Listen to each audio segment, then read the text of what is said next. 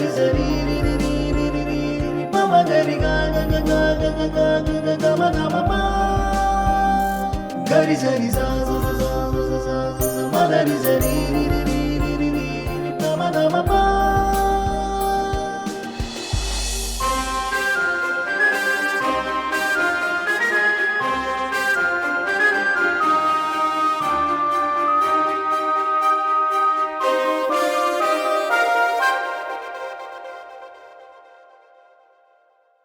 ಚಂದನ ವಾಹಿನಿಯ ಸಮಸ್ತ ವೀಕ್ಷಕರಿಗೂ ತಾರೆಯರ ಅಂತರಾಳದ ಮಾತುಗಳನ್ನು ಕೇಳುವ ತಾರಾಂತರಂಗ ಕಾರ್ಯಕ್ರಮಕ್ಕೆ ಆತ್ಮೀಯವಾದ ಸ್ವಾಗತ.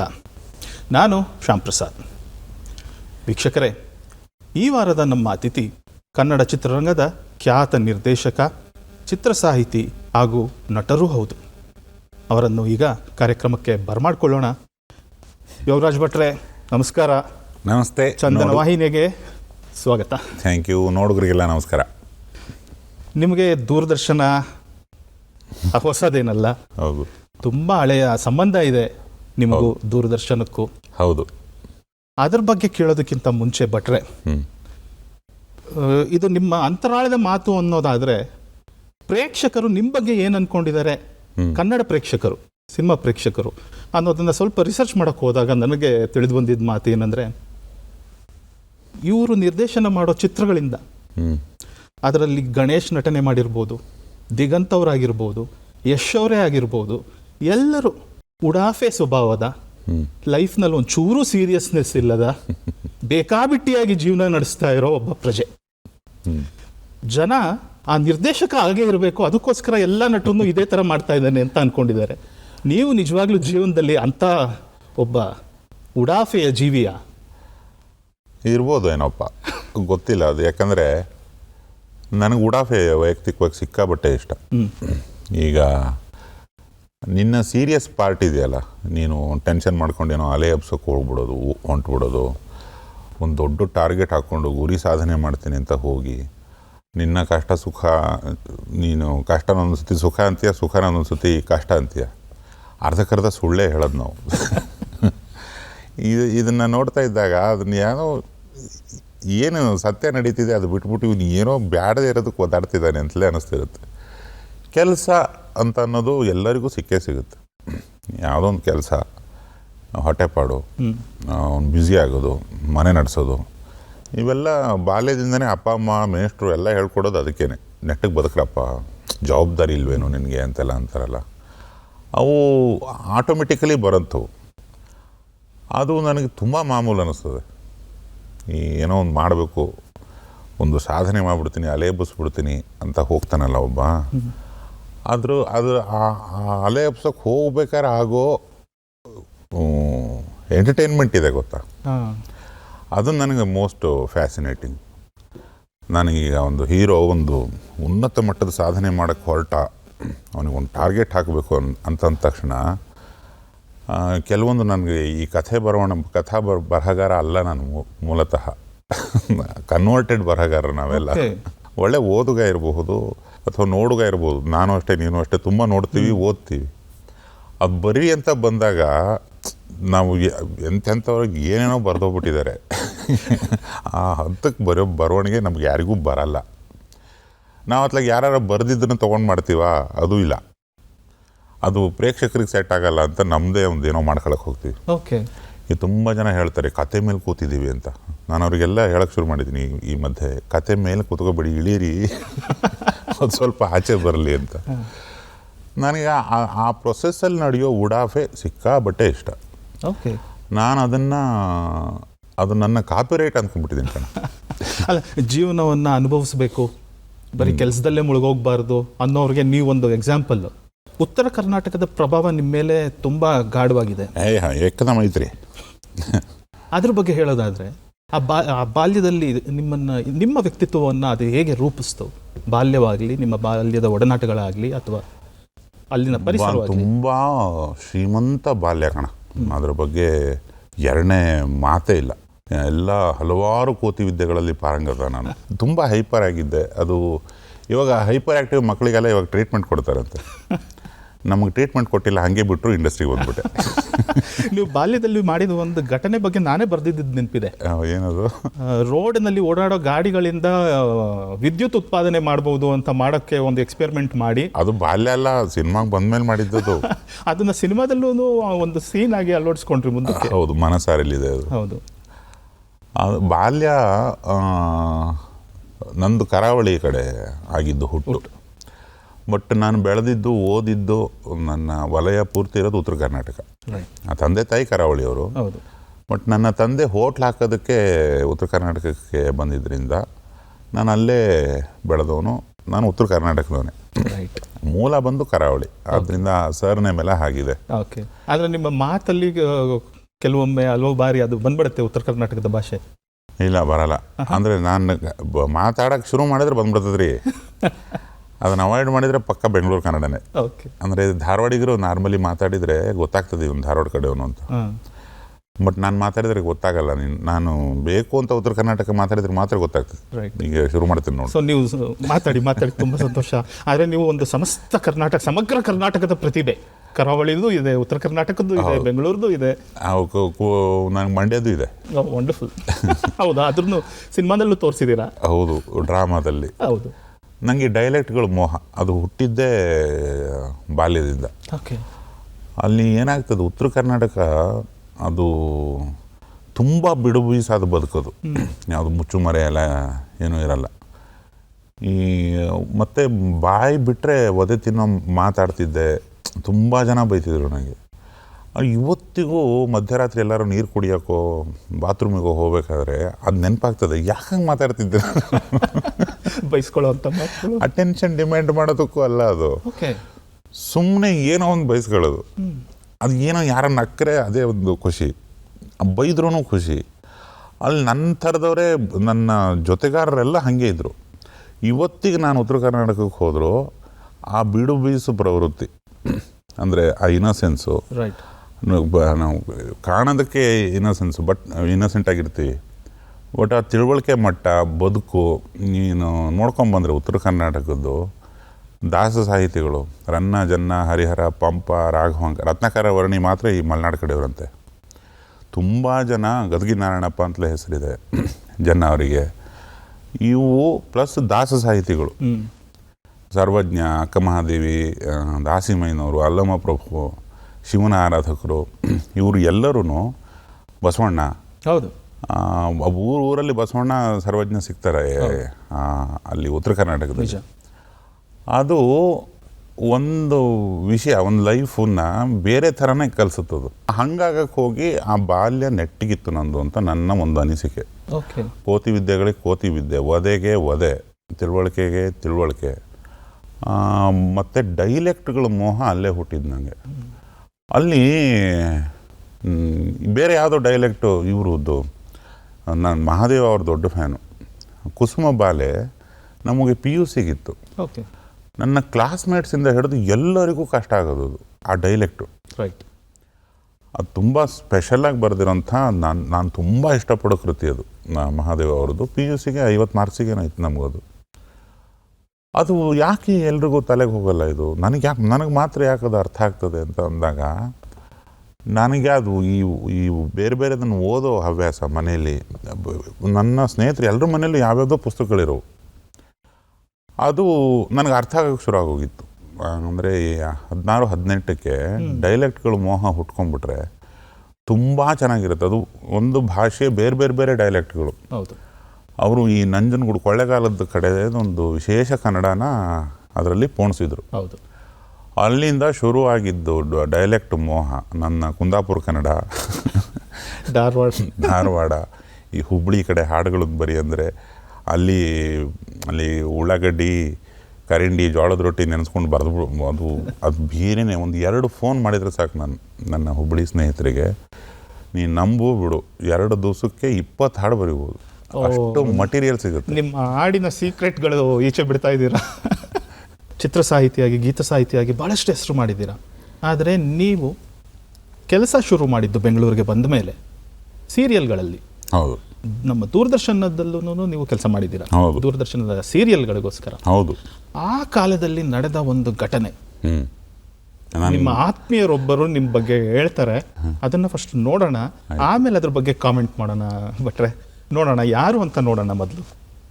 ಯೋಗರಾಜ ಭಟ್ಟ ಯಾವತ್ತು ನನ್ನ ತಂಡಕ್ಕೆ ಬಂದು ಸೇರ್ಕೊಂಡ, ಹೇಗೆ ಸೇರ್ಕೊಂಡ ಅನ್ನೋದು ಈಗ ನನಗೆ ನೆನಪಿಲ್ಲ.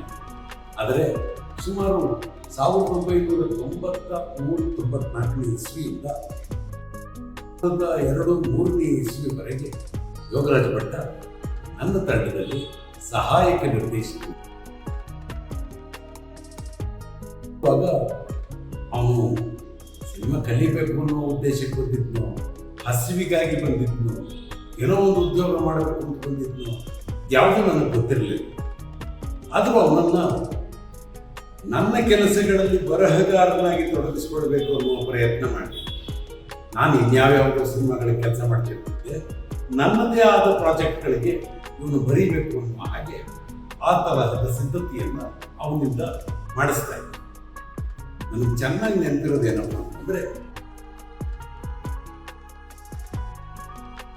ಒಂದು ಚಿತ್ರಕಥೆಯ ರೂಪಕ್ಕೆ ಬರೆದಿಡೋದು ಅಂತ ಹೇಳಿ ಕಥೆಯನ್ನು ಕೊಟ್ಟು ನಾನು ಇನ್ಯಾವುದೋ ರವಿಚಂದ್ರನ್ ಅವರ ಸಿನಿಮಾದ ಕೆಲಸ ಮಾಡೋಕ್ಕೆ ಹೋಗಿದ್ದೆ.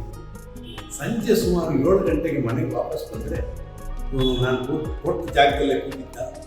ಇಡೀ ಪೇಜಿನ ತುಂಬ ನಾನು ಮೂರ್ಖ, ನಾನು ದಡ್ಡ, ನಂಗೆ ಬರೆಯೋಕ್ಕೆ ಬರಲ್ಲ, ನಂಗೆ ಯಾಕೆ ಕೆಲಸ ಕೊಟ್ಟಿದ್ದಾರೆ, ನಾನು ಯಾವಾಗ ಬರೀತೀನಿ, ಇಡೀ ಪೇಜಿನ ತುಂಬ ತನಗೇನು ಬರಲ್ಲ ಅಂತ ಬರ್ಕೊಂಡಿದ್ದೆ. ತನಗೆ ಬರೆಯೋಕ್ಕೆ ಬರಲ್ಲ ಅಂತ ಬರ್ಕೊಂಡಿದ್ದ ಯೋಗರಾಜ ಭಟ್ಟ ಇವತ್ತು ಬರವಣಿಗೆಯಿಂದಾನೇ ತನ್ನ ಜೀವನವನ್ನು ಕಟ್ಕೊಂಡಿದ್ದಾನೆ ಅನ್ನೋದು ನನ್ನ ಪಾಲಿನ ಸಂತೋಷ. ಅವನ ಪಾದಕ್ಕೆ ಬೆಂಕಿ ಹಚ್ಚಿ ಬರೆಯುವ ಹಾಗೆ ನಾನು ಮಾಡಿದೆ ಅನ್ನೋದು ನನಗೆ ಒದಗಿದ ಮತ್ತು ಒಟ್ಟು ಕನ್ನಡದ ಮನಸ್ಸುಗಳಿಗೆ ದೊರಕಿದ ದೊಡ್ಡ ಲಾಭ ಅಂತ ನಾನು ಭಾವಿಸ್ತೇನೆ. ಯೋಗರಾಜ ಭಟ್ಟ ಹೀಗೆ ಅಪರೂಪದ ಕವನಗಳನ್ನು ಬರೀತಾ ಇದ್ದೀನಿ, ಸಿನಿಮಾ ಹಾಡುಗಳನ್ನು ಬರೀತಾ ಇದ್ದೀನಿ, ಜನರನ್ನು ನಗಿಸ್ತಾನೆ ವೇದಾಂತದ ಮಾತುಗಳನ್ನು, ದೊಡ್ಡ ಸತ್ಯಗಳನ್ನು ಹೇಳುವ ಹಾಗಾಗಿ ಒಳ್ಳೆದಾಗಲಿ ಯೋಗರಾಜ ಭಟ್ಟ. ಭಟ್ರೆ, ಇದೇನಿದು ನಿಮ್ಮ ಸಿನಿಮಾದಲ್ಲಿ ಯಾವುದೋ ಒಂದು ಸೀನ್ನಲ್ಲಿ ಗಣೇಶೋ ಇಲ್ಲ ದಿಗಂತೋ ಮಾಡೋ ಕೆಲಸ ಇದು, ನೀವು ನಿಜವಾಗ್ಲೂ ಮಾಡಿದ್ದೀರಾ? ಅದು ಗುರುವಾಣಿ ಅಂತ ಕರೀತಾರಲ್ಲ, ಗುರುಗಳು ನನಗೆ. ಹೌದು. ಅದು ನಾನು ಅದನ್ನ ಹೇಳ್ತಾರೆ ಅಂದ್ಕೊಂಡೆ, ಅವರು ಇದನ್ನ ಹೇಳಿದ್ರು. ನಂದೊಂದು ಅವ್ರು ಯಾವಾಗಲೂ ಬರೀ ಅನ್ನೋರು, ಬೆಳಗ್ಗೆ ಎದ್ದು ಕೂರಿಸ್ಬಿಟ್ಟು ಹೋಗ್ಬಿಡೋರು. ಅವ್ರ ಹತ್ರ ಒಂದು ರಾಜದೂತ್ ಬೈಕ್ ಇತ್ತು, ಸುರೇಶ್ ಸರ್ ಹತ್ರ. ತುಂಬ ಪ್ರವಾಸಿಯವರು 100 ಕೆಲಸನ ಒಟ್ಟಿಗೆ ಪ್ಲ್ಯಾನ್ ಮಾಡಿ ಮಾಡೋದೆಲ್ಲ ಅವರಿಂದ ಕಲಿಬೇಕು. ಯಾರಾದರೂ ತುಂಬ ಸ್ಪೆಷಲ್ಲು ಸ್ಕಿಲ್ ಇದೆ ಅವರಿಗೆ. ಟೈಮ್ ಮ್ಯಾನೇಜ್ಮೆಂಟು, ಬರವಣಿಗೆ, ಡೆಡ್ಲೈನು ಮೀಟ್ ಮಾಡೋದು, ಅವನ್ನೆಲ್ಲ ನಾವು ತೀರಾ ಅಂದರೆ ತೀರಾ ಹೊಸಬ. ಹಿಂದೆ ಗೊತ್ತಿಲ್ಲ, ಮುಂದೆ ಗೊತ್ತಿಲ್ಲ. ಬರೀ ಅಂದರೆ ಏನು ಬರೆಯೋದು, ಓದೋದು ಭಾಳ ಖುಷಿ. ಅವ್ನ ಮನೇಲಿ ಸಾವಿರಾರು ಪುಸ್ತಕಗಳಿರೋದು, ಅಲ್ಲಿ ಓದ್ಕೊಂಡು ಕೂತಿರ್ತಿದ್ದೆ. ಕಾಸರವಳ್ಳಿ ಸರ್ ಮನೇಲಿರೋ ಪುಸ್ತಕಗಳೆಲ್ಲ ತೊಗೊಂಡೋಗಿ ಮತ್ತೆ ವಾಪಸ್ ಕೊಡೋದು. ಅಲ್ಲೂ ಅಸಿಸ್ಟೆಂಟ್ ಡೈರೆಕ್ಟರ್ ಕೆಲಸ ಮಾಡಿದ್ರು. ಬರೀ ಓದೋದು ಬೇರೆ, ಓದೋದ್ರಿಂದ ನಮ್ಮ ಪದ ಸಂಪತ್ತಿ ಹೆಚ್ಚಿಗೆ ಆಗ್ತದೆ, ಅದರಲ್ಲೊಂದು ಖುಷಿ ಇದೆ. ನಾನು ಏನೋ ಓದ್ತಿದ್ದೀನಿ, ಯಾರೋ ಬರೆದಿರೋದು, ನೀನು ಅದನ್ನು ರೆಡಿ ಮಾಡು ಅಂದಾಗ ಬರುತ್ತೆ ಗೊತ್ತಾ ಬಾಧೆ. ಅದಲ್ಲ ನಾನು ಅವತ್ತು ಇವತ್ತು ನಂಬೋದು. ನಾನು ಬಂದಿದ್ದು ಸಿನಿಮಾಟೋಗ್ರಾಫರ್ ಆಗೋಕ್ಕೆ. ರೈಟ್. ಆಮೇಲೆ ನನ್ನ ತುಂಬ ಆಳವಾಗಿ ನನ್ನ ಕಾಡೋದು ಎಡಿಟಿಂಗು. ಅದೊಂದು 2 ಟೂಲ್ ಇಟ್ಕೊಂಡು ಏನು ಬೇಕಾದ್ರೂ ಮಾಡ್ಬೋದು ನಾವು ಸಿನಿಮಾದಲ್ಲಿ. ಅವೆರಡು ಸ್ಕಿಲ್ ಚೆನ್ನಾಗಿ ಗೊತ್ತಿದ್ರೆ. 2 ಮ್ಯಾಥ್ಸು. ಆ ಇಂಜಿನಿಯರಿಂಗ್ ಬುದ್ಧಿ, ಎಕ್ಸಿಕ್ಯೂಷನ್ ಬುದ್ಧಿ ಜಾಸ್ತಿ. ಓದೋದು ಹವ್ಯಾಸ. ಅದು ಬರೀ ಅಂದ ತಕ್ಷಣ ಗಾಬರಿ ಆಗೋಕ್ಕೆ ಶುರು ಆಗ್ಬಿಡೋದು. ಅದಕ್ಕೆ ಹಾಗೆ ಬರೀತಿದ್ದೆ. ತಪ್ಪಿಸ್ಕೋಬೇಕಲ್ಲ. ಇನ್ನೊಂದು ಸತಿ ಅದೇನೋ ಕೆಲಸ ಕೊಟ್ಟೋಗಿದ್ರು, ಇದಿಷ್ಟು ಹಿಂಗೆ ಆಗಬೇಕು ಅಂತ ಒಂದಿಷ್ಟು ಪೇಪರು ಪೆನ್ಸಿಲ್ ಎಲ್ಲ ಕೊಟ್ಟು ಹೋಗಿದ್ರು. ಬಂದರು, ಏನಾಯಿತು ಅಂದರು. ಸರ್ ಮಳೆ ಬಂತು, ಬರೆಯೋಕ್ಕಾಗಿಲ್ಲ ಅಂದೆ. ಹಿಂಗೆ ಒಳಗೆ ಹೋಗ್ತಿದ್ರು. ಏನಂದೆ, ಮಗನೇ ಹೊಡೆದು ಬಿಡ್ತೀನಿ ನಿನಗೆ, ಹಂಗೆ ಹಿಂಗೆ. ಅವ್ರ ಪೇಷನ್ಸಿಗೆ ಒಂದು ದೀರ್ಘದಂಡ ನಮ್ಮನ್ನ. ತುಂಬ ನಾನೊಬ್ಬನೇ ಅಲ್ಲ, ದುನಿಯಾ ಸೂರಿ ಎಷ್ಟು ಇವತ್ತಿಗೂ ಈ ಕ್ಷಣದವರೆಗೂ ಸುರೇಶ್ ಸರ್ದು ಒಂದು ಸರ್ಕಲ್ಲು, ಅವರು ಸರ್ಕಲ್ನ ಬೆಳೆಸೋ ರೀತಿ, ಅವರನ್ನು ಆ್ಯಕ್ಟಿವೇಟ್ ಮಾಡೋ ರೀತಿ ಎಲ್ಲ ತುಂಬ ಬೇರೆ ಲೆವೆಲ್ದು. ಅವರೆಲ್ಲೂ ಬೋರ್ಡ್ ಹಾಕ್ಕೊಂಡು ಗುರುಕುಲ ನಡೆಸಿಲ್ಲ, ಬಟ್ ತುಂಬ ಜನರಿಗೆ ನೀನು ಇದನ್ನು ಮಾಡ್ಬೋದು, ನೀನು ಇದನ್ನು ಮಾಡ್ಬೋದು. ಈಗ ನಾನು ಅದನ್ನು ಅವರಿಂದನೇ ಕಲ್ತಿದ್ದು. ಯಾರಲ್ಲಿ ಅವನು ದಿನ ಮಾಡೋ ಕೆಲಸ ಬಿಟ್ಟು ಇನ್ನೊಂದೇನೋ ಇರ್ತದಲ್ಲ, ಗುರಿ ಯಾವತ್ತೂ ಇಲ್ಲಿರೋದಿಲ್ಲ, ಹಿಂಗೆ ತಿರುಗಬೇಕು, ಇನ್ನೊಂದು ಸತಿ ಇಲ್ಲೂ ಇರ್ತದೆ. ನಾವು ನೋಡೋದೇ ಇಲ್ಲ, ನನ್ನ ಗುರಿ ಇದು ಅಂತ ಹೋಗ್ತಾ ಇರ್ತೀವಿ. ನಾನು ಹೇಳಿ ಕೇಳಿ ಉಡಾಫೆ ಹಿಂಗಂದರೆ ಮೊದಲೇ ತಿರುಗಿಬಿಡ್ತೀನಿ ಅಲ್ಲಿ. ಇದು ಕ್ಯಾನ್ಸಲ್, ಇಲ್ಲೋಗ್ಬಿಡ ನಾನು. ಅದು ಅವರು ತುಂಬ ಸ್ಪೆಷಲ್ ಪಿಕ್ ಅವ್ರದ್ದು. ಒಬ್ಬ ವ್ಯಕ್ತಿಲಿ ಯಾವುದನ್ನು ಒಂದನ್ನು ಕರೆಕ್ಟಾಗಿ ಗ್ರಾಸ್ ಮಾಡ್ತಾರೆ. ಅವ್ರು ಹೇಳಿ ಸರಿ ಸುಮಾರು ಎಷ್ಟೋ ದಿನಗಳವರೆಗೆ ಹೇಳಿದ್ದಾರೆ ನನಗೆ, ನಾನು ಬರೋದಿಲ್ಲ, ನಾನು ಅದು ಮೈಕಾಯಿ ಎಲ್ಲ ನೋವು ಇವತ್ತು ಬರೀ ಅಂದರೆ ಇಲ್ಲೆಲ್ಲ ನೋವಾಗಿ ಹಿಂಗೋ ಆಗ್ಬಿಡ್ತದೆ. ಈಗ ನೀನು ಕಾದಂಬರಿ ಬರೀತೀನಿ ಅಥವಾ ಹಿಂದೆ ಎಲ್ಲ ಪುಸ್ತಕಗಳು ಬರೆದು ಕೊಡ್ತಿದ್ದೆ ಅಲ್ಲ, ಅದು ಆ ಪೇಷನ್ಸು ಜಯಂತ್ ಸರ್ ಬರೀತಾರೆ. ಒಂದೊಂದು ಸತಿ ನಾನು ಈ ಕುರ್ಚಿಲಿ ಕೂತಿರ್ತೀನಿ, ಜಯಂತ್ ಸರ್ ಅಲ್ಲಿ ಕೂತು ಕಥೆ, ಈ ಇದಕ್ಕೆ ಪತ್ರಿಕೆಗಳಿಗೆ ಕಥೆ ಕವನ ಬರೀತಿರ್ತಾರೆ. ಹೇಳೋದಿಲ್ಲ, ಪೇಜಸ್ ಮೇಲೆ ಹೋಗ್ತಾನೆ ಇರ್ತದೆ. ಅದು ಹೆಂಗೆ ಗುರು ಆ ಪೇಜ್ ಸೂರಿ ಬರೀತಾನೆ. ನನಗಾಗೋದಿಲ್ಲ. ನನಗೆ ಈ ಹಾಡು ಅಂದರೆ ನನಗೆ ಬೇಗ ಮುಗಿದು ಹಿಂಗೆ ಆಗ್ಬಿಡ್ಬೇಕು, ಅದು ನನಗಾಗಲ್ಲ. ನಿಮ್ಮ ಬರವಣಿಗೆಯ ಪ್ರಕ್ರಿಯೆ ಹೇಗಿರುತ್ತೆ? ನಾನು ಸ್ವಲ್ಪ ಮ್ಯಾವ್ರಿಕ್ಕು. ಅಂದರೆ ಈಗ ಬರೆದ ತಕ್ಷಣ ನನಗೆ ಇಷ್ಟ ಆಗಲ್ಲ ಅದು. ಮೂಲತಃ ನನಗದು ಕಲ್ಟಿವೇಟ್ ಮಾಡ್ಕೊಂಡಿರೋದಲ್ವಾ. ರೈಟ್. ಈಗ ನಾನು ಹೇಳೋದನ್ನೆಲ್ಲ ಯಾರೋ ಒಬ್ಬನಿಗೆ ತಾಯದಿಂದ ಬರೆದಿರೋದು ನೀವು ಹಾಗಾದ್ರೆ ಎಲ್ಲಾನು? ಇನಿಷಿಯಲಿ ಅದೇನೆ. ಆಮೇಲೆ ಅದು ವೃತ್ತಿ ಆಯಿತು, ಅದಕ್ಕೆ ಶಿಳ್ಳೆ ಚಪ್ಪಾಳೆ ಬಿತ್ತು ಅಂದಾಗ ಅದೊಂದು ಪ್ರೊಫೆಷನ್ ಆಗಿದೆ. ಬಟ್ ಮೂಲತಃ ಬರಿಬೇಕು ನಾನು ಅಂದ್ಕೊಂಡದ್ದಲ್ಲ. ನಾನು ಟೆಕ್ನಿಷಿಯನ್ನು. ರೈಟ್. ಟೆಕ್ನಿಕಲಿ ಭಯಂಕರ ತಿಳ್ಕೊಂಬಿಡ್ಬೇಕು, ಅದು ಇವತ್ತಿಗೂ ಹಸಿವು ನನಗೆ. ಸಿನಿಮಾಟೋಗ್ರಫಿ ಆಸೆ. ಎಷ್ಟೋ ಸಿನಿಮಾಗಳಿಗೆ ನನಗೆ ಹೋಸ್ಟ್ ಎಡಿಟರು. ಓಕೆ. ಅಂದರೆ ಅದ್ರದ್ದು ಸಣ್ಣ ಸಣ್ಣ ಇಂಟ್ರಿಕಸೀಸ್ ಗೊತ್ತು ನನಗೆ ಎಡಿಟದ್ದು. ಅದು ಈ ಬರವಣಿಗೆಗೆ ಹೆಲ್ಪ್ ಮಾಡುತ್ತೆ. ಇದು ಹೆಂಗಿದ್ರು ಇರಲ್ಲ, ಈ ಥರ ಟೈಮಿಂಗಲ್ಲಿ ಹೇಳಿದರೆ ಇರಲ್ಲ. ಆಡಿಯೋ ವಿಜುವಲ್ ಒಂದು ಲಯ ಇರುತ್ತಲ್ಲ, ಅದು ನನ್ನ ಬರವಣಿಗೆಗೆ ಇದೆ. ಅದು ಮೀಟರು, ಯಮಾತಾರ ಜಪಾನ ಸಲಗಮ್ಮು ಮೇಷ್ಟ್ರು ಹೇಳ್ಕೊಟ್ಟಿದ್ದು, ಮತ್ತು ಕನ್ನಡ ಓದು, ಇವು ಮತ್ತು ಕೇಳಿದ್ದು ಎಷ್ಟೋ ಹಾಡುಗಳನ್ನು ಎಲ್ಲ ಭಾಷೆದು, ಇಂಗ್ಲೀಷಿಂದ ಹಿಡಿದು ಭಾರತದ ಹಲವಾರು ಭಾಷೆಗಳು ಯಾವ್ಯಾವಿದಾವೆ ಎಲ್ಲ ಉಜ್ಜಿಬಿಟ್ಟಿದ್ದೀವಿ ಕಿವಿಲಿ. ಅವು ಅದು ಹೆಲ್ಪ್ ಮಾಡ್ತಾ ಹೋಯ್ತದೆ. ನನಗೆ ಗೊತ್ತಾಗಿಲ್ಲ ಅದು. ಓಕೆ. ಬಟ್ ಅದನ್ನು ಕೆದಕದವರೇ ಸುರೇಶ್ ಅವರು. ಇದು ಹಿಂಗೆ ಹೋಗ್ತಿದೆಯಲ್ಲ, ಅದು ಆಚೆ ಬರುತ್ತೆ. ಮೈಂಡಿಗೆ ಒಂದು ಪವರ್ ಇದೆ. ನೀನು ಏನಾದ್ರು ಹಿಡ್ಕೊಂಡ್ರೆ ಆ ಸಂದರ್ಭಕ್ಕೆ ಏನು ಬೇಕೋ ಅದು ಹೆಕ್ಕಿ ಕೊಡುತ್ತೆ ನಿನಗೆ. ನೀನು ಅದನ್ನು ಪ್ರಯತ್ನನೇ ಪಡಲ್ಲ. ನಾನು ಬರೀ ತಪ್ಪಿಸ್ಕೊಳಕ್ಕೆ ನಂಗೆ ಬರಲ್ಲ. ಇದು ಅವ್ರು ಮಾಡ್ತಾ ಇದ್ದಾರಲ್ಲ, ಯಾರು ವಿ ಸುರೇಶ್ ಸರ್, ಅಕಸ್ಮಾತ್ ಏನಾದ್ರು ಬಂದರೆ ಅವರೇ ಬರೆದು ಕೊಡ್ತಾರೆ ಅಂತ ಅವರೇ ದೂರದರ್ಶನಿಗೆ ನನಗೆ ಕಳಿಸಿದ್ದು. ಅದಾಗಿ 1 ವರ್ಷಕ್ಕೆ ನನಗೆ ಚಕ್ರ ಬರೆದು ಕೊಟ್ಟಿದ್ದು ಅವರೇ. ಓಕೆ. ಕಂಟೆಂಟು ಹಿಂಗೆ ಮಾಡೋಣ ಅಂತ. ನಾನು ಒಂದು ಜೈನಿಸಮ್ ಮೇಲೇನೋ ಒಂದು, ನಾನು ಶಾಂತಿನಾಥ್ ದೇಸಾಯರ ಭಕ್ತ, ತುಂಬ ಚೆನ್ನಾಗಿ ಬರೀತಿದ್ರು ಅವರು ಅವಾಗ. ಓಂ ನಮೋ ಅನ್ನೋ ಒಂದು ಕಾದಂಬರಿ. ಏನೆಲ್ಲ ಇದೆ ಸರ್ ಇದ್ರದ್ದು, ಆ ಪ್ಯಾಟರ್ನಲ್ಲೊಂದು ಮಾಡೋಣ ಅಂಥೇಳಿ ಚಕ್ರ ಅಂತ ಒಂದು ಸೀರಿಯಲ್ ಆಯಿತು. ನಿನ್ನ ಹಾರಾಟ ತಡೆಯೋಕ್ಕಾಗ್ತಾಯಿಲ್ಲ, ಡೈರೆಕ್ಟರ್ ಆಗ್ಬಿಡು ಅಂಥೇಳಿ ದೂರದರ್ಶನಿಗೆ ಮೊಟ್ಟ ಮೊದಲ ನನ್ನ ನಿರ್ದೇಶನ ಚಕ್ರ. ವಂಡರ್ಫುಲ್. ಅದು ನಾ ಮಾಡಿಸಿದ್ದು ಸುರೇಶ್ ಅವರು. ನಂತರ ಇನ್ನೊಂದು ಸೀರಿಯಲ್ಲು ಮಾಡಿದ್ದು ಅನ್ಸುತ್ತೆ ಇಲ್ಲಿ, ಸಾಧನೆ. ಸುರೇಶ್ ಸರ್ ಮುಖ್ಯ ನಿರ್ದೇಶಕರು, ನಾವೆಲ್ಲ ಎಪಿಸೋಡ್ ಡೈರೆಕ್ಟರ್ಸ್ ಮತ್ತು ಬರಹಗಾರ ಅದಕ್ಕೆ. Okay, wonderful. ಸೊ ದೂರದರ್ಶನದ ಜೊತೆಗೆ ಒಡನಾಟ ಆಗಲೇ 90s ಹೌದು ಶುರು ಆಯಿತು. ಹೌದು. 2003 ತನಕ ನೀವು ಅದು ಸೀರಿಯಲ್ಗಳಲ್ಲೇ ತೊಡಗಿಸ್ಕೊಂಡಿದ್ರಿ. ಹೌದು. ಸೀರಿಯಲ್ಲು ಸಿನಿಮಾ ಬಂದು ಹೋಗಿ ಮಾಡ್ತಾ ಇದ್ದೆ. ರೈಟ್. ನೀವು ನಿರ್ದೇಶಕರಾಗೋದಕ್ಕೆ ಅಷ್ಟು ವರ್ಷ ಕಾಯಬೇಕಾಯ್ತು, ಮಣಿ ಆಗೋ ತನಕ. ಆ ಮಣಿ ಸಿನಿಮಾ ಹೇಗೆ ಸಿಕ್ತು ನಿಮಗೆ? ಯಾರಿಗಾದ್ರೂ ಲಂಚ ಕೊಟ್ರಾ? ಇಲ್ಲ, ಕರಿಸುಬ್ಬು ಅವರು ಇನ್ನೊಬ್ಬ ಹಿರಿಯರು. ಅವರು, ನಾನೊಂದು ಪ್ರೈವೇಟ್ ಚಾನಲ್ಗೆ ಒಂದು ಪೈಲಟ್ ಎಪಿಸೋಡ್ ಶೂಟ್ ಮಾಡ್ತಾ ಇದ್ದೆ. ಎಲ್ಲೋ ಜೋಗಪ್ಪ ನಿನ್ನ ಅರಮನೆ ಅಂತ ಅದರ ಹೆಸರು. ಆ ಪೈಲಟ್ ಎಪಿಸೋಡಲ್ಲಿ ಒಂದು ಬಾಲ್ಯದಲ್ಲೇ ಜೀವನ ಹಾಳಾಗಿರೋ ಹುಡುಗಿ ಆ ಜೀವನ ಹಾಳು ಮಾಡಿದಂಥ ಒಬ್ಬ ವ್ಯಕ್ತಿ ಬಂದಿರ್ತಾರೆ. ಈ ಕರಿ ಸುಬ್ಬು ಅಲ್ಲಿ ನಿಂತಿರಬೇಕು ಎಲಡಿಕೆ ಹಾಕ್ಕೊಂಡು. ತೊಟ್ಟಿ ಮನೆಯಲ್ಲಿ ಮಳೆ ಬರ್ತಿರುತ್ತೆ. ಅವತ್ತು ನಾನೇ ಕ್ಯಾಮ್ರಾಮನ್ನು. ಆ ಕ್ಯಾಮ್ರಾಮನ್ನು ಎಲ್ಲಿಗೋ ಹೋಗ್ಬಿಟ್ಟಿದ್ರು ಓಕೆ. ಅದೊಂದು ಶಾರ್ಟಿಗೆ. ಸೊ ಈ ಥರ ಗೋಸ್ಟ್ ಕ್ಯಾಮ್ರಾಮನ್ ಕೆಲಸನೂ ಮಾಡಿದ್ದೀರ ಬಹಳಷ್ಟು. ಅದು ತೀಟೆ ಇರ್ತದಲ್ಲ, ಅದು ಮಹಾನ್ ವಿದ್ಯೆ ಅದು. ಅದನ್ನು ಕಲಿಬೇಕಂದ್ರೆ ತುಂಬ ಬೇರೆ ಸ್ತರಗಳದ್ದೇ ಇದು ಬೇಕು ಅದಕ್ಕೆ. ಇವ್ರು ಕರಿ ಸುಬ್ಬು ಅವರು ಹಿಂಗೆ ಅಲ್ಲಿಂದ ಹೀಗೆ ಬಂದು ಎಲಡಿಕೆ ಉಗುಳಬೇಕು ಆ ಮಳೆಯಲ್ಲಿ. ನಾನು ಹಿಂಗೆ ಶಾರ್ಟ್ ತಕ್ಕೊಂಡು ಅವ್ರ ಹತ್ರ ಹಿಂಗೆ ಹೋಗ್ತೀನಿ ಅಂತ ಟ್ರಾಲಿಲಿ ಕೂತಿದ್ದೀನಿ. ನನ್ನ ಮೇಲೂ ಮಳೆ ಬೀಳ್ತಿದೆ. ಈ ವ್ಯಕ್ತಿ ಬರೋರು ಒಂದೋ ಎಲಡಿಕೆ ಉಗುಳೋರು ಮಾತು ಹೇಳ್ತಾ ಇರಲಿಲ್ಲ, ಡೈಲಾಗ್ಸು ಇಲ್ಲ. ಡೈಲಾಗ್ಸ್ ಹೇಳೋರು ಎಲಡಿಕೆ ಉಗುಳ್ತಾ ಇರಲಿಲ್ಲ. ಆಮೇಲೆ ಬರೋ ತಡ ಆಗೋದು.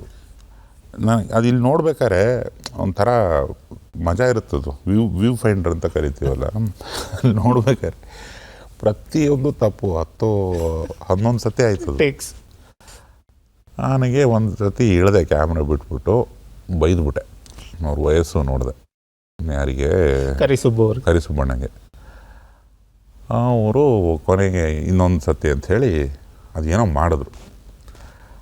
ನಾನು ಬೈದೆ, ಎಲ್ಲ ಮುಗೀತು. ಒಂದು 6:30 ಪ್ಯಾಕಪ್ ಮಾಡ್ಕೊಂಡು ಹೋಗಬೇಕಾದ್ರೆ ಬನ್ನಿ ಇಲ್ಲಿ ಅಂತ ಹೇಳ್ಬಿಟ್ಟು ಬಾಯಿ ತೆಗೆದು ತೋರಿಸಿದ್ರು ಈ ಅಸಿಸ್ಟೆಂಟ್ ಡೈರೆಕ್ಟರ್ಸು. ಪ್ರತಿ ಸತಿ ಕೊಡಬೇಕಾದ್ರೂ ಎಲಡಿಕೆಯಲ್ಲಿ ಸುರುಳಿ ಸುತ್ತಿ ಮಾರ್ತಿದ್ರಲ್ಲ ಅಂಗಡಿಲೆಲ್ಲ, ಇಷ್ಟಿಷ್ಟು ಸುಣ್ಣ ಹಾಕ್ತಾರೆ. ಅದನ್ನು ನೋಡೇ ಇಲ್ಲ. ಪ್ರತಿ ಸತಿ ಒಂದು ಟೇಕ್ ಅಂದಾಗಲೂ ಕೊಟ್ಬಿಟ್ಟಿದ್ದಾರೆ. ಅದು ಇಷ್ಟಿಷ್ಟು ಸುಣ್ಣ ಇದೆ. ಫುಲ್ಲು ಸುಟ್ಕೊಂಡ್ಬಿಟ್ಟಿದ್ದಾನೆ ಆ ವ್ಯಕ್ತಿ, ಹೇಳಿಲ್ಲ. ನಾನು ತುಂಬ ಗಿಲ್ಟಾಗೋಯ್ತು. ನೀವು ಯಾರು ನನಗೆ ಗೊತ್ತಿಲ್ಲ. ನನಗೆ ಆ್ಯಕ್ಚುಲಿ ಇಂಡಸ್ಟ್ರಿಲಿ ಯಾರು ಅಂತ ಹೇಳ್ಕೊಡ್ತೀನಿ, ಪರಿಚಯ ಇರಲಿಲ್ಲ ಅವಾಗಿನ್ನ. ಸೂರಿ ನನಗೆ ಹೇಳ್ಕೊಡ್ತಾ ಇದ್ದಿದ್ದು. ಉತ್ತರ ಕರ್ನಾಟಕದಿಂದ ಬಂದ್ಬಿಟ್ಟಿದ್ದೀವಿ ಊರು ಈ ಕಡೆ. ಅಲ್ಲಿ ನಮ್ಮ ಬೆಲ್ಟಲ್ಲಿ ಬೇರೆನೆ. ಇಲ್ಲಿ ಬೆಂಗಳೂರಲ್ಲಿ ಇವ್ರ ಹತ್ರ ಹಿಂಗೆ ಮಾತಾಡಬೇಕು, ಈ ಥರ ಹೊರಟೊರಟಾಗಿ ನಡ್ಕೋಬಾರ್ದು ಅಂತೆಲ್ಲ ಒಂಥರ ಸೂರಿ ಇನ್ನೊಬ್ಬ ಗುರು ನನಗೆ. ಹಲವಾರು ಸಿನಿಮಾಗಳ ಬಗ್ಗೆ, ಸಿನಿಮಾ ವ್ಯಕ್ತಿತ್ವಗಳ ಬಗ್ಗೆ ಅವನೇ ಹೇಳ್ತಾ ಇದ್ದಿದ್ದು ನನಗೆ. ಅವನಿಲ್ಲ ಆ ಪೈಲಟ್ ಎಪಿಸೋಡಲ್ಲಿ ಅವನಿಲ್ಲ. ಅವನು ಮದ್ರಾಸಿಗೆ ಕೆಲಸ ಹುಡ್ಕೊಂಡು ಹೋಗ್ಬಿಟ್ಟಿದ್ದ. ನನಗೆ ಬೇಜಾರಾಗೋಯ್ತು. ಸಾರಿ ಕೇಳಿದೆ. ನನಗೆ ಸಾರಿ ಬೇರೆ ಕೇಳೋಕ್ಕೆ ಬರಲ್ಲ. ನನ್ನ ಪ್ರಕಾರ ಅವಾಗ ನಾನು ಮಿಸ್ಟೇಕೇ ಮಾಡದೇ ಇರೋಂಥ ಮಹನೀಯ ಅಂತ ನಾನು ಹಿಂಗೆ ಹೇಳೋದು ಅಂತೇಳಿ ಕ್ಷಮಿಸಿ ಅಂತೇಳಿ ಹೇಳಿ ಆಮೇಲೆ ಮನೆಗೆ ಕರೆಸಿದ್ರು. ನೀನು ಯಾರು ಏನು ಎತ್ತ ನೋಡಿಲ್ಲ, ಕೆಲಸಕ್ಕೋಸ್ಕರ ಬೈದೆ ಅಲ್ಲ, ನಂಗೆ ಇಷ್ಟ ಆಯ್ತದು. ಬಾಯೆಲ್ಲ ಸರಿ ಹೋದ್ಮೇಲೆ ಮನೆಗೆ ಕಳಿಸಿ ಒಂದು ಸಿನಿಮಾ ಮಾಡಿ ನಂಗೆ ಅಂದರು. ವಾವ್, ಅಲ್ಲ ಇದು ಹೇಗಿದ್ದು ಅದೃಷ್ಟದ ಬಾಗಿಲು ಎಲ್ಲೆಲ್ಲಿ ತೆರೆದುಕೊಳ್ಳುತ್ತೆ. ಹೌದು. ಆ ಮೀಟಿಂಗಿಗೆ ಸೂರ್ಯ ಹತ್ರ ಹೋಗಿದೆ, ಚೆನ್ನಾಗಿ ಪ್ರಿಪೇರ್ ಮಾಡಿ ಕರ್ಕೊಂಡು ಹೋಗಿದ್ದೆ. ನೀವು ಸುಮ್ಮನೆ ಹೇಳಿದ್ದಕ್ಕೆ ಹೂ ಅನ್ಬೇಕಷ್ಟೇ. ನಿಮ್ಮ ಯಾವ ವೇದಾಂತನೂ ಪ್ರದರ್ಶನ ಮಾಡಬೇಡ್ರಿ ಅಂತೇಳಿ ಅಲ್ಲಿಂದ ಮಣಿ ಸಿಕ್ಕಿದ್ದು. ಸಾವಿರ ನದಿಗಳಿಗೆಲ್ಲ ಒಂದೇನೆ ಸಾಗರ, ಸಾವಿರ ಋತುಗಳಿಗೆಲ್ಲ ಒಂದೇನೆ ನೇಸರ. ಮಣಿ ಮಾಡಿದ್ರಿ, ನಂತರ ರಂಗ SSLC. ಅದ್ರ ಬಗ್ಗೆ ನಾನು ಆ ಸಿನಿಮಾ ಲಾಂಚ್ ಆದಾಗ ಓದಿದ್ದು ಇನ್ನೂ ನೆನಪಿದೆ. ನೀವು ಸೂರ್ಯ ಅವರು ಅದ್ರ ಬಗ್ಗೆ ಸಿನಿಮಾ ಬಗ್ಗೆ ಮಾತಾಡಿದ್ದು. ಆ ಟೈಮಲ್ಲಿ ಹಿಂದಿನಲ್ಲಿ ಯಾವುದೋ ಒಂದು ಸಿನಿಮಾಗೆ MBBS ಅಂತ ಹೆಸರು ಬಂತು. ಅದನ್ನು ಯಾರೋ ಪತ್ರಕರ್ತರು ಅದ್ರ ಬಗ್ಗೆ ಕೇಳಿದಾಗ MBBSಗೂ SSLCಗೂ ಸಂಬಂಧ ಇಲ್ಲ ಅಂತ ನೀವು ಕೋಪ ಮಾಡ್ಕೊಂಡಿದ್ದು. ಹೌದು, ಆ ವಿಷಯಗಳೆಲ್ಲ ನಾವು ಓದಿದ್ದು ನೆನಪು. ಯಾಕಂದರೆ ಅದಕ್ಕೆ 1 ವರ್ಷ ಮುಂಚೆ ಬಂದದ್ದು ಅದು ಟೈಟ್ಲು. ಎಸ್, ಅವರು ನಮ್ಮನ್ನು ನೋಡಿ ಇಟ್ಟಿದ್ದಾರೆ ಅಂತ ನಾವು. ಆ ಮಣಿ ಸಿನಿಮಾಗೆ ರೀರೆಕಾರ್ಡಿಂಗ್ ಟೈಮಲ್ಲಿ ರಾಜೇಶ್ ರೀರೆಕಾರ್ಡಿಂಗ್ ಮಾಡಿದ್ದು. ಅದಕ್ಕೆ ರಾಜೇಶ್ ಅವರು ಸುದೀಪ್ ಸರಿಗೆ ಸಿನಿಮಾನ ತೋರಿಸಿದ್ದು. ಓಕೆ, ಇಂಥ ಒಂದಿಷ್ಟು ಉಡಾಳ್ರ ಗ್ಯಾಂಗ್ ಇದೆ ನೋಡ್ರಿ ಇಲ್ಲಿ, ಇವನು ಆ ಕೋತಿ ಗ್ಯಾಂಗನ ನಾಯಕ ಇವನು ಅಂತ ನನ್ನ ಕರೆದು ಫಸ್ಟ್ ಟೈಮ್ ಸುದೀಪ್ ಸರ್ ನೋಡಿದಾಗ ನಾನು ಸಿಕ್ಕಾಪಟ್ಟೆ ಸುದೀಪ್ ಫ್ಯಾನ್. ಅವಾಗ ಅವರ ಹುಚ್ಚ ಸಿನಿಮಾದ ನಟನೆ, ಅವರ ನಿಲುವು, ದನಿ ಎಲ್ಲ ಭಾರಿ ನನಗೇನು ಅನ್ನಿಸ್ತೋ ಅದನ್ನು ಹೇಳ್ತಾ ಇದ್ದೆ. ಮನೆಗೆ ಕರೆದ್ರು. ಇವನು ಸೂರಿ ಇನ್ನೊಬ್ಬ ನನಗೆ ತೀರ್ಕೊಂಡ, ಅವನು ರಂಗ. ಅವನಿಗೆ ನಾವು ಕರಿತಾ ಇದ್ದಿದ್ದು ರಂಗ SSLC ಅಂತ. ಓಕೆ, ಸೂರಿ ಕರಿತಾ ಇದ್ದಿದ್ದು. Right right right. ಈ ಟೈಟ್ಲು ಹೇಳೋಣ ಅವರಿಗೆ ಅಂತ ಹೇಳಿ ಹೋಗಿ ಹೇಳಿದ್ವಿ. He like it. ಇಮ್ಮಿಡಿಯೇಟಾಗಿ ರಿಜಿಸ್ಟ್ರೇಷನ್ ಆಯಿತು. ಆಮೇಲೆ KCN ಕುಮಾರಣ್ಣ ಅವರೇ ನಿರ್ಮಾಪಕರು. ಹೌದು. ಅವರ ಒಂದು ಕೃಪಾ ಕಟಾಕ್ಷದಲ್ಲಿ ಸಿನಿಮಾ ಶುರು ಆಯಿತು. ಅದು ಗೊತ್ತಿಲ್ಲ. ಅದು ಅವ್ರು ಅವತ್ತು ದೊಡ್ಡ ನಾಯಕ ನಟರು, ಇವತ್ತು ದೊಡ್ಡ ನಾಯಕ ನಟರು. ನಮ್ಮನ್ನು ನೋಡಿದ್ರೆ ನಗ್ತಿದ್ರು ಸುದೀಪ್ ಸರ್, ಇದನ್ನು ಯಾಕನ ಸಿನಿಮಾ ಕೊಟ್ಟನೋ ನನ್ನ ಸೂರಿನ. ಎಷ್ಟು ಟ್ರಾಲ್ ಕೊಡುತ್ತೋ ನೀನು ಹಸು?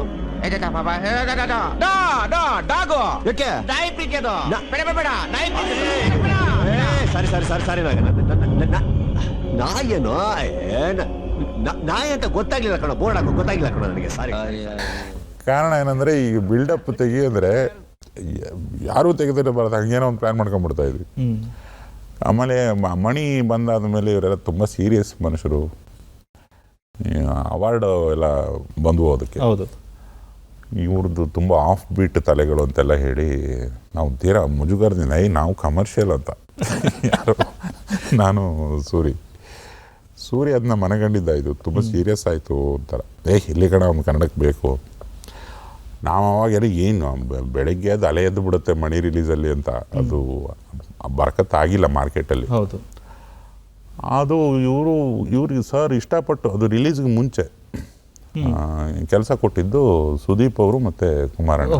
ಮಣಿ ರಿಲೀಸ್ ಆಗೋಕ್ಕೆ ಮುಂಚೆನೇ. ಹಾಂ, ಇವಾಗ ನಿರ್ದೇಶಕ ಮುಂಗಾರು ಮಳೆ ಅದು ಇದು ಹಣೆಪಟ್ಟಿ ಎಲ್ಲ ಬಂದ ಮೇಲೆ ಏನು ಬೇಕಾದ್ರೆ ಕೆಲಸ ಸಿಗ್ತದೆ, ಯಾರನ್ನ ಕೇಳ್ಕೊಂಡ್ರು ಕೆಲಸ ಕೊಡ್ತಾರೆ. ಅವಾಗ ಕೊಟ್ಟಿದ್ದು ದೊಡ್ಡದಲ್ವೇನಯ್ಯ. ರೈಟ್. ಅದೊಂದು ಆಮೇಲೆ ಅದು ಸಹಾಯ ಅಲ್ಲದೆ ನಮ್ಮ ಜೀವನದ ದಿಕ್ಕು ಗೊತ್ತಾಗೋ ಗಳಿಗೆಗಳವೆಲ್ಲ. ಹೌದು, ಅದು ಮಾರ್ಕೆಟಲ್ಲಿ ಅಂಥ ದೊಡ್ಡದೇನಾಗಲಿ. ಹೌದು, ಭಾರಿ ನಿರೀಕ್ಷೆ ಇತ್ತು ಮಣಿಗಿಂತ.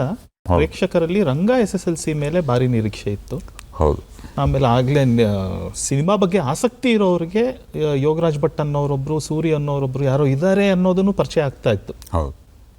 ಆದರೆ ಆ ಎರಡೂ ಸಿನಿಮಾ ನೀವು ಅಂದ್ಕೊಂಡದ ಮಟ್ಟಿಗೆ ಅಥವಾ ನೀವು ಅಂದ್ಕೊಂಡಿದ್ದ ರೀತಿಯಲ್ಲಿ ಆಗಲೇ ಇಲ್ಲ ಬಾಕ್ಸ್ ಆಫೀಸ್ನಲ್ಲಿ. ಆಗಲೇ ಆವಾಗ ಆ ಕ್ಷಣದಲ್ಲಿ ನಿಮಗೆ ಆದಂಥ ಅನುಭವ ಆಗಲಿ ಅಥವಾ ನಾನು ಬಂದಿರೋ ದಾರಿ ಸರಿ ಇಲ್ಲ ಅಂತ ಏನಾದರೂ ಅನ್ಸೋಕ್ಕೆ ಶುರು ಆಯಿತಾ? ಆ ಥರದ್ದು ಅನಿಸಿಕೆಗಳನ್ನ ಅದು ಸಿನಿಮಾ ಮಾಡೋಕ್ಕೆ ಮುಂಚೆನೇ ಆಗಿ ಸುಮಾರು ಸತಿ ಊರಿಗೆ ಹೋಗಿ ಬಂದಿದ್ದಾಗಿತ್ತು. ಬೆಂಗಳೂರು ಸಹವಾಸ ಸಾಕು ಅಂತ. ಸಿನಿಮಾ ಸಹವಾಸ ಮುಗೀತು ಮೋಸ್ಟ್ಲಿ. ಇನ್ನು ಟೆಲಿವಿಷನ್ನು, ಇನ್ನು ಬೇರೆ ಯಾವುದೋ ಒಂದು ವೃತ್ತಿ ನನಗೆ ಕಾದಿರಬಹುದು ಅಂತ ಅಂದ್ಕೊಂಡಿದ್ದೆ. ಮತ್ತು ಈ ಒಳಗಡೆ ಎಲ್ಲ ಸಹಜವಾಗಿ ಈಗೋ ಹರ್ಟ್ ಆಗ್ತದೆ. ಹೌದು. ಅದು 2 ಸತಿನೂ ಕಮ್ಯುನಿಕೇಷನ್ ಆಗಲಿಲ್ಲ. ಒಂದು ಸತಿ ಮಿಕಾ ಬರೋದಕ್ಕೆ ಮೊದಲೇ ಹೊಡೆದ್ಬಿಟ್ಟಿದ್ದೀನಿ, ಇನ್ನೊಂದು ಸತಿ ಮಿಕಾ ಪಾಸ್ ಆದಮೇಲೆ ಹೊಡೆದಿದ್ದೀನಿ. ಕರೆಕ್ಟ್ ಅದು ಬಂದಾಗ ಈಗ ಹೊಡಿಬೇಕಲ್ಲ. ಮೊದಲ 2 ಸಿನಿಮಾ ಈ ರೀತಿ ನಿರಾಶೆ ತಂತು. ಈ ಸಂದರ್ಭದಲ್ಲಿ ನಿಮ್ಮ ಜೊತೆಗೆ ಪ್ರಯಾಣ ಮಾಡ್ತಿದ್ದಂಥ ನಿಮ್ಮ ಸ್ನೇಹಿತರು ತುಂಬ ಜನ ಇದ್ದಾರೆ. ಅದರಲ್ಲಿ ಒಬ್ಬರು ಏನು ಹೇಳಿದ್ದಾರೆ ಆ ಸಮಯದ ಬಗ್ಗೆ, ನಂತರದ ಸಮಯದ ಬಗ್ಗೆ, ನಿಮ್ಮ ಬಗ್ಗೆ ನೋಡೋಣ ಭಟ್ರೆ. ಸರ್ ನಮಸ್ಕಾರ. 2001 ನನಗೆ ಯೋಗರಾಜ್ ಸರು ಸಾಧನೆ ಶೂಟಿಂಗ್ ಸೆಟ್ಟಲ್ಲಿ ನನಗೆ ಮೊದಲು ಭೇಟಿಯಾಗಿದ್ದೆ ಅಲ್ಲೇ. ನಾನು ಅಂದರೆ ಆಕಸ್ಮಿಕವಾಗಿ ನಾನು ಸೆಟ್ಗೆ ಹೋಗಿದ್ದು. ಆ್ಯಂಡ್ ಅದಾದ ನಂತರ ಕಂಟಿನ್ಯೂಸ್ ಆಗಿ ವರ್ಕು ಮಾಡ್ತಾ ಹೋದು. ಅಂದರೆ ಯೋಗರಾಜ್ ಸರ್ ಇದ್ದರು, ಬಿ ಸುರೇಶ್ ಅವರಿದ್ದರು, ಸಕ್ರಬೇಲೂರು ಇದ್ದರು. ಇವರು 3 ಜನ ಡೈರೆಕ್ಟರ್ಗೆ ನಾನು ಅಸಿಸ್ಟೆಂಟಾಗಿ ಕೆಲಸ ಮಾಡ್ತಿದ್ದೆ. ಅಂದರೆ ಆರ್ಟ್ ಡೈರೆಕ್ಟರ್ಗೂ ಆ್ಯಂಡ್ ಎಲ್ಲವೂ. ಇಲ್ಲಿ ನಮಗೆ ಒಂದು ಆಗಿದ್ದೇನು ಅಂದರೆ ಬರವಣಿಗೆ ಬಗ್ಗೆ. ಅಂದರೆ ಬಿ ಸುರೇಶ್ ಅವರು ಬರೆದು ಓದ ನಂತರ ನಾನು ಅದನ್ನು ಓದ್ತಿದ್ದೆ. ಅದೇ ರೀತಿ ಯೋಗರಾಜ್ ಸರು ಪೂರ್ತಿ ಆ ನೋಟ್ಸ್ಗಳನ್ನೆಲ್ಲ ನಾನು ಓದ್ತಿದ್ದೆ. ಆದರೆ ನಾಳೆ ಕೆಲಸಕ್ಕೆ ನನಗದು ಬೇಕಾಗಿತ್ತು. ಇದರ ಅಭ್ಯಾಸ ಹೆಂಗಾಯಿತು ಅಂದರೆ ಕೊನೆಗೆ ಹೋಗ್ತಾ ಒಂದ್ಸಲ ನಾನು ಬರೆದಂಥ ಒಂದಷ್ಟು ಬರವಣಿಗೆನ ಓದ್ಬಿಟ್ಟು ನೀನು ಬರೀತ್ಯಾ, ನೀನು ಬರೀ ಅಂತ ಹೇಳಿದ್ದು ಮೊದಲ ವ್ಯಕ್ತಿ ನನಗೆ ಯೋಗರಾಜ್ ಸರ್. ಯೋಗರಾಜ್ ಸರ್ದು ಎಂಥ ಗುಣ ಅಂದರೆ ಅದರ ಎದುರಿಗಿರೋ ವ್ಯಕ್ತಿ ಯಾರು, ಅವನಲ್ಲಿ ಏನು ಪ್ರತಿಭೆ ಇದೆ ಅನ್ನೋದು ತುಂಬ ಒಂದು ಸೂಕ್ಷ್ಮದಲ್ಲಿ ಹಿಡಿದು ಅವನದೇ ಆದ ಕೆಲಸ ಕೊಡುವಂಥದ್ದು. ಅಂದರೆ ನೀನು ಬರೀತ್ಯಾ, ನೀನು ಸಿನಿಮಾ ಮಾಡಬಲ್ಲೆ, ನೀನು ಡೈಲಾಗ್ ಬರೀಬಲ್ಲೆ, ಈ ಥರದ್ದು. ಅಂದರೆ ಅದು ಯಾವ ರೀತಿ ಪುಷ್ ಮಾಡುತ್ತೋ ಅಂದರೆ, ಓಕೆ ನಾನು ಬರೆದಿರೋದು ಸೀನಾಗಿ ಕನ್ವರ್ಟ್ ಆಗುತ್ತೆ. ಅಂದರೆ ಸೀರಿಯಲ್ಗಳು ಬರೆದು, ಡಾಕ್ಯುಮೆಂಟ್ರಿ ಬರೆದು, ಅದಾದ ನಂತರ ಎಷ್ಟು ವಿಷಯಗಳು ಅಂದರೆ ಸರ್ ಜೊತೆಗೆ ತುಂಬ ಸೀರಿಯಲ್ಗಳು ಮಾಡೋದು. ಇದೇ ದೂರದರ್ಶನಲ್ಲಿ ನಾವು ಸಾಧನೆಯಿಂದ ಹಿಡಿದು ಎಲ್ಲ ಅಂದರೆ ಕೊನೆಯಲ್ಲಿ ನಾವು ಈ ಅಡುಗೆ ಕಾರ್ಯಕ್ರಮ ಕೂಡ ಮಾಡೋದು. ಬಿ ಸುರೇಶ್ ಅವರು, ಶೈಲಜಾ ಮೇಡಮ್ ಮತ್ತು ಶಿವಕುಮಾರ್ ಈ ಪ್ರೊಡಕ್ಷನ್ಗಳಲ್ಲಿ, ಮತ್ತು ಅದಾದ ನಂತರ ಒಂದಷ್ಟು ಪೈಲಟ್ಗಳು ಸರ್ರು ತುಂಬ ವಿಷಯಗಳು ಆಗ ಅಷ್ಟು ಸ್ಪೀಡಾಗಿ ಕೆಲಸಗಳು ಆಗ್ತದೆ. ಅಂದರೆ ಯೋಗರಾಜ್ ಸರಿಂದ ಕಲ್ತಿದ್ದೇನು ಅಂದರೆ ಬೆಳಗ್ಗೆ ಶುರು ಮಾಡಿ ಸಂಜೆ ಹೇಗೆ ಪ್ಯಾಕಪ್ ಮಾಡೋದು, ಓಕೆ, ಅಷ್ಟು ನಿಮಿಷ ಹೇಗೆ ಶೂಟ್ ಮಾಡೋದು. ಇದ್ರ ಜೊತೆಗೆ ನನಗೆ ನನ್ನ ಈ ಕಲಾಮಂದಿರದಿಂದ ಆಚೆ ಬಂದಂಥ ಟೈಮ್ ಅದು ನಾನು, ಅಂದರೆ 2001 ನಾನು ಎಲ್ಲ ಕಲಾಮಂದಿರದ ಕೋರ್ಸ್ಗಳು ಮುಗಿಸ್ಕೊಂಡು ನಾನು ಆಚೆ ಬಂದಿದ್ದೆ. ನೋಡಿದ್ರೆ ನನಗೆ ಇಲ್ಲಿ ಓಪನ್ ಆಗಿ ಎಲ್ಲ ವಿಷಯಗಳು ನಾನು ಮಾಡಬಲ್ಲೆ, ಅಂದರೆ ಇದನ್ನು ಕ್ರಿಯೇಟ್ ಮಾಡ್ಬೋದು, ಈ ರೀತಿ ಕೆಲಸಗಳು ಕಂಟಿನ್ಯೂಸ್ ಕೆಲಸ. ಇದು ಮಾಡ್ತಾ ಮಾಡ್ತಾ ಯೋಗರಾಜ್ ಸರ್ ಕೊಡುವಂಥ ಜವಾಬ್ದಾರಿಗಳು ಹೇಗಿತ್ತು ಅಂದರೆ, ನೀನು ಇದನ್ನು ಮಾಡ್ತೀಯ ಮಾಡು ಅನ್ನೋವರೆಗೂ ನಾವು ಇದ್ರ ನಂತರ ಅಂದರೆ ನಾವು ಸೀರಿಯಲು ಮಾಡಲ್ಲ, ನಾವು ಸಿನಿಮಾ ಮಾಡ್ತೀವಿ ಅಂದಾಗೂ 2 ವರ್ಷ ಸತತವಾಗಿ ನಾವು ಮಣಿ ಅನ್ನೋ ಒಂದು ಸಿನಿಮಾ ಕರಿಸುಬ್ಬವರು ನಮಗೆ ಮಾಡ್ತಾರೆ. ಕರಿಸುಬ್ಬವರು ಫಸ್ಟ್ ಟೈಮು ನಾವು ಇಬ್ಬರು ಹೊಸಬ್ರು, ಅಂದರೆ ಯೋಗರಾಜ್ ಸರು ಹೆಸರಿದೆ, ಸೀರಿಯಲ್ಗಳಲ್ಲಿ ಹೆಸರಿದೆ, ಆ ಕಾರಣಕ್ಕೆ ಸಿನಿಮಾ ಮಾಡಬಲ್ರು. ಅಂದರೆ ಇದರಲ್ಲಿ ಏನಾಯಿತು, ಕಥೆ ಎಲ್ಲವೂ ಆಗಿ ಬರವಣಿಗೆಗೆ ತಗೊಂಡ್ರು. ಬರವಣಿಗೆ ತಗೊಂಡು ನಮಗೆ ಅದು ಸಿನಿಮಾ ಒಂದು ಮಟ್ಟಿಗೆ ಆಯಿತು ಅವತ್ತಿನ ಕಾಲಘಟ್ಟದಲ್ಲಿ. ಹೀಗೆ ಕಮರ್ಷಿಯಲ್ಲು ಮತ್ತು ಇನ್ನೊಂದು ಕಡೆ ಆರ್ಟ್ ಅಂತ ಹೇಳಿ ಎಲ್ಲ ಆದ ನಂತರನೂ ಸರ್ರು ಬಿಡಲಿಲ್ಲ, ಕಂಟಿನ್ಯೂಸ್ ಸಿನಿಮಾ. ಅದಾಗಿ 2 ವರ್ಷ ನೆನಪಿರೋದೇನು ಅಂದರೆ, ಈ ಘಟ್ಟದಲ್ಲಿ ನಾವು ಸೀರಿಯಲ್ ಎಲ್ಲ ಬಿಟ್ಟು ಸಿನಿಮಾ ಮಾಡಿ ನಮಗೆ 2 ವರ್ಷ ಇಲ್ಲಿ ಯೋಗರಾಜ್ ಅವರ ಅಂದರೆ ರೇಣುಕಾ ಬಾಬಿ ನಮಗೆ ನೋಡ್ಕೊಳಕ್ಕೆ ಶುರು ಮಾಡ್ತಾರೆ. ನಾವೊಂದೆಲ್ಲ ಗುಂಪಾಗ್ತೀವಿ, ತಿರ್ಗಾ ಸಿನಿಮಾ ಮಾಡೋಕ್ಕೆ ಹೋಗ್ತೀವಿ. ಅವರು ಆ ಕಡೆ, ನಾನು ಈ ಕಡೆ ಒಂದು ಸುಂಟ್ರಗಾಳಿ ಅಂತ ಒಂದು ಸಿನಿಮಾ ದರ್ಶನ್ ಸರ್ ಮುಗಿಸ್ಕೊಂಡು ನಾನು ಈ ಕಡೆ ವಾಪಸ್ ಬರೋ ಅಷ್ಟರಲ್ಲಿ ಇವರು ಮುಂಗಾರು ಮಳೆ ಲೈನಪ್ ಮಾಡಿರ್ತಾರೆ. ನಂತರ ದುನಿಯಾ ಆಗಿದ್ದು ಕೂಡ ಸರಿಂದನೇ ಆಗುತ್ತೆ. ಸರಿ ನಾನು ಈ ಕಡೆ ಹೋಗ್ತಿದ್ದೀನಿ, ನೀನೇನು ಮಾಡ್ತೀಯಾ, ನಿನ್ನ ಹತ್ರ ಇದೆಯಲ್ಲ ಆ ಸ್ಟೋರಿ ಇದೆಯಲ್ಲ, ಇದನ್ನು ಶುರು ಮಾಡು ಅಂತ ತಿರ್ಗಾ ಪೀಠಿಕೆ. ಅಂದರೆ ಈ ರೀತಿ ಅವ್ರ ಜೊತೆಗೆ ಇರೋರ್ನೆಲ್ಲರನ್ನೂ ಒಂದು ಮಟ್ಟಿಗಿನ ಕೆಲಸದ ಕಡೆಗೆ ಅಂತ ತಳ್ಳಿದ್ರಲ್ಲಿ ನನಗೆ ಯೋಗರಾಜ್ ಸರ್ ಅಕಸ್ಮಾತ್ ನನ್ನ ಜೀವನದಲ್ಲಿ ಸಿಕ್ಕಲಿಲ್ಲ ಅಂದಿದ್ರೆ, ತಿರುವುಗಳು ಏನಾಯ್ತು ಅಂತ ಯೋಚನೆ ಮಾಡಿದ್ರೆ ತುಂಬ ಒಂಥರ ಅನ್ಸುತ್ತೆ. ಅಂದರೆ ಯಾರ್ದೋ ಮೂಲಕ ತುಂಬ ವಿಷಯಗಳು ನಡೆಯುತ್ತೆ, ತುಂಬ ವಿಷಯಗಳು ಇಲ್ಲಿವರೆಗೂ. ಅದೇ ರೀತಿ ನನಗೆ ಅವರು ದೊಡ್ಡಣ್ಣಂತರ, ಅಂದರೆ ನಮ್ಮ ಗುಂಪಿಗೆ, ನಮ್ಮ ಇಡೀ ಒಂದು ದೊಡ್ಡ ಗುಂಪೇ ಇದೆ ನಮ್ಮದು, ಪವನಿಂದ ಹಿಡಿದು ಇಷ್ಟೋ ಹುಡುಗರು. ಈ ಗುಂಪಲ್ಲಿ ನಮಗೆ ಅವರು ದೊಡ್ಡಣ್ಣ. ಅಂದರೆ ಅವ್ರನ್ನ ಮುಂದೆ ನಿಲ್ಲಿಸಿ ನಾವು ತುಂಬ ಕೆಲಸಗಳು ಮಾಡಿದ್ದೀವಿ. ಅಂದರೆ ಸರ್ ಬಗ್ಗೆನೇ ಮಾತಾಡೋಕ್ಕೆ ಇಷ್ಟು ಸಮಯ ಸಾಲಿಲ್ಲ, ತುಂಬ ಇದೆ ಎಕ್ಸ್ಪೀರಿಯನ್ಸ್ಗಳಿದೆ. ಈಗಲೂ ಅದಿನ್ನೂ ಮುಗಿದಿಲ್ಲ, ಹೀಗೆ ನಿರಂತರವಾಗಿರಲಿ, ಮುಂದೆನೂ ಹೀಗೆ ಇರಲಿ ಅಂತ ಬಯಸ್ತೀನಿ. ಸೂರ್ಯ ಅವ್ರ ಜೊತೆ ನಿಮ್ಮ ಒಡನಾಟ ಸಿನಿಮಾಗಿಂತ ಮುಂಚೆನೇ ಶುರುವಾಗಿ ದೂರದರ್ಶನದಲ್ಲಿ ಶುರುವಾಗಿ ಈಗಲೂ ಮುಂದುವರೆದಿದೆ ಮತ್ತು ಸಾಕಷ್ಟು ವಿಷಯಗಳನ್ನು ತಿಳಿಸ್ಕೊಟ್ರು. ಹೌದೌದು. ಅವನು ನಾನು ನಾರ್ಮಲಿ ನಂಗೆ ನಗು ಬರಲ್ಲ, ತುಂಬ ಏನಾದ್ರು ಕರೆಕ್ಟಾಗಿ ಹೇಳ್ಬೇಕು, ನೀವು ಇಲ್ಲಾಂದ್ರೆ ನಗು ಬರಲ್ಲ ನನಗೆ, ಸುಮ್ಮನೆ ನಗ್ತಿರ್ತೀನಿ. ಅವನು ಎಂಥ ಬಿಟ್ಟಿತ್ತಂದರೆ ಸೂರಿಲಿ ಅಸಾಧ್ಯ ರೈಟ್ರು ನನ್ನ ಪ್ರಕಾರ ಸೂರಿ, ಮತ್ತು ವಿಜುವಲ್ ಮಾಸ್ಟ್ರು. ಎಸ್. ಮತ್ತು ಈ ನಾಡು ಕಂಡ ಶ್ರೇಷ್ಠ ಕಮರ್ಷಿಯಲ್ ಡೈರೆಕ್ಟರ್ಸಲ್ಲಿ ಮೊದಲಿಗೆ ನಿಲ್ಲದೆ ಸೂರಿ ನನ್ನ ಪ್ರಕಾರ. ರೈಟಿಂಗ್ ವೈಸು ಅಥವಾ ಅವನ ಮೇಕಿಂಗ್ ವೈಸು, ಅವನ ಫ್ರೇಮ್ ಸೆನ್ಸ್, ಅವನ ಪೇಂಟ್ರ್ ಬೇರೆ. ರೈಟ್. ಅವನು ಒಂದು ಸಿನಿಮಾನ ಯೋಚನೆ ಮಾಡೋ ಲೆವೆಲೇ ಬೇರೆದು. ಅದರಲ್ಲಿ ಏನೇನೋ ಲೀಕೇಜಲ್ಲಿ ಏನೇನೋ ಬರ್ತದೆ ಆಚೆಗೆ ಬಿಟ್ಟರೆ, ಸೂರಿ ಈಸ್ ಅಮೇಝಿಂಗ್. ಅವನ ರೈಟಿಂಗಿಗೆ ಅವನು ಯಾವತ್ತಿಗೂ ಭಕ್ತ. ಮುಂಗಾರು ಮಳೆ ಅವನೇ ಬರೀಬೇಕಿತ್ತು, ಅವನಿಗೆ ದುನಿಯಾ ಸಿಕ್ಕಿದ್ರಿಂದ ನಾನು ಬರ್ಕೋಬೇಕಾಯ್ತದು. ರೈಟ್. ಅವನು ಒಂದು ಬರೀ ಅಂತ ನನಗೆ ಬಿ ಸುರೇಶ್ ಸರ್ ಫೋರ್ಸ್ ಮಾಡಿದ್ರಲ್ಲ, ಅದನ್ನು ನಾನು ಯಾವತ್ತೂ ಎಲ್ಲರ ಮೇಲೂ ಹೇಳ್ತೀನಿ. ನಿನಗೂ ಸಾಕಷ್ಟು ಸತಿ ಹೇಳಿದೆ, ಬರೆಯೋ ಅದು ಎಲ್ಲೋ ಸಿನಿಮಾಗಳಾಗ್ತವೆ.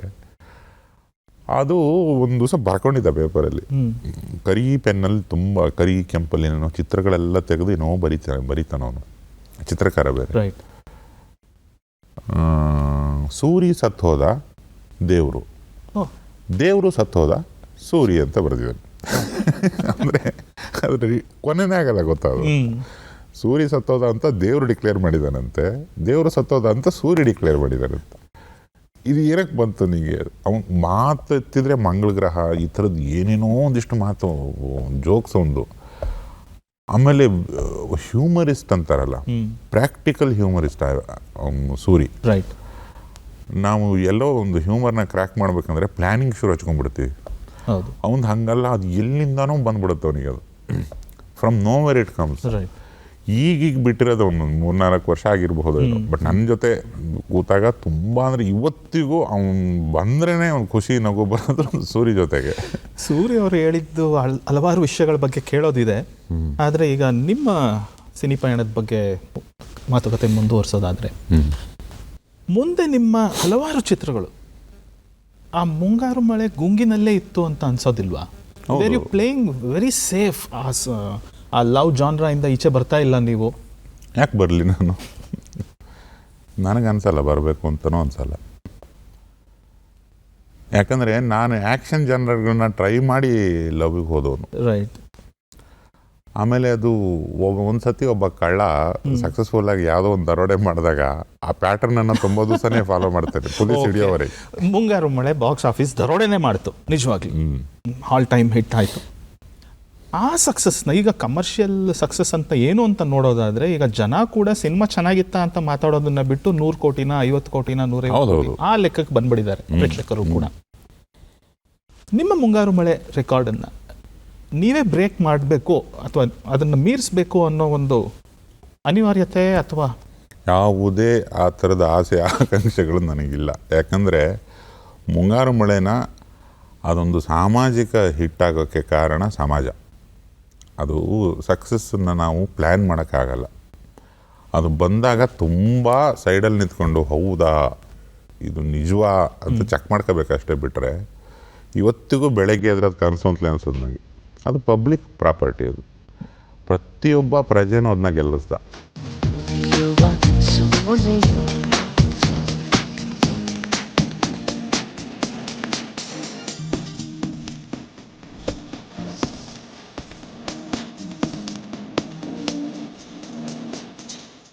ಅವನಿಗೆ ಕನೆಕ್ಟ್ ಮಾಡೋದಕ್ಕೆ ಅಲ್ಲಿ ನಾನು ತಂಡದ ಮುಖ್ಯಸ್ಥ ಆಗಿದ್ದೆ ಅನ್ನೋದೊಂದು ಪುಣ್ಯ. ಬಿಟ್ಟರೆ ಅದನ್ನು ಮೀರಿಸ್ಬಿಡ್ತೀನಿ, ಅದು ಇನ್ನೊಂದೇನೋ ಆಗ್ಬಿಡ್ತದೆ, ಇನ್ನೊಂದು ಅಂಥದ್ದೇ ಮಾಡ್ತೀನಿ, ಇದು ಅದಕ್ಕಿಂತ ಬೆಟ್ರು, ಆ ರೀತಿ ಯಾವ ಯೋಚನೆ ನಾನು ಯಾವತ್ತೂ ಮಾಡೋಕ್ಕೋಗಲ್ಲ. ಯಾವ ಸಿನಿಮಾ ಬಗ್ಗೆನೂ ಮಾಡೋಕ್ಕೋಗಲ್ಲ.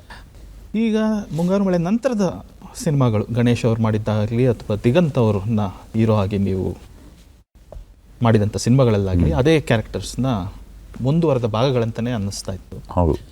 ಆದರೆ ಪರಮಾತ್ಮನಲ್ಲಿ ಪುನೀತ್ ರಾಜ್ಕುಮಾರ್ ಅವರು ಆಗಲೇ ಒಬ್ಬ ಸ್ಟಾರ್. ಹೌದು.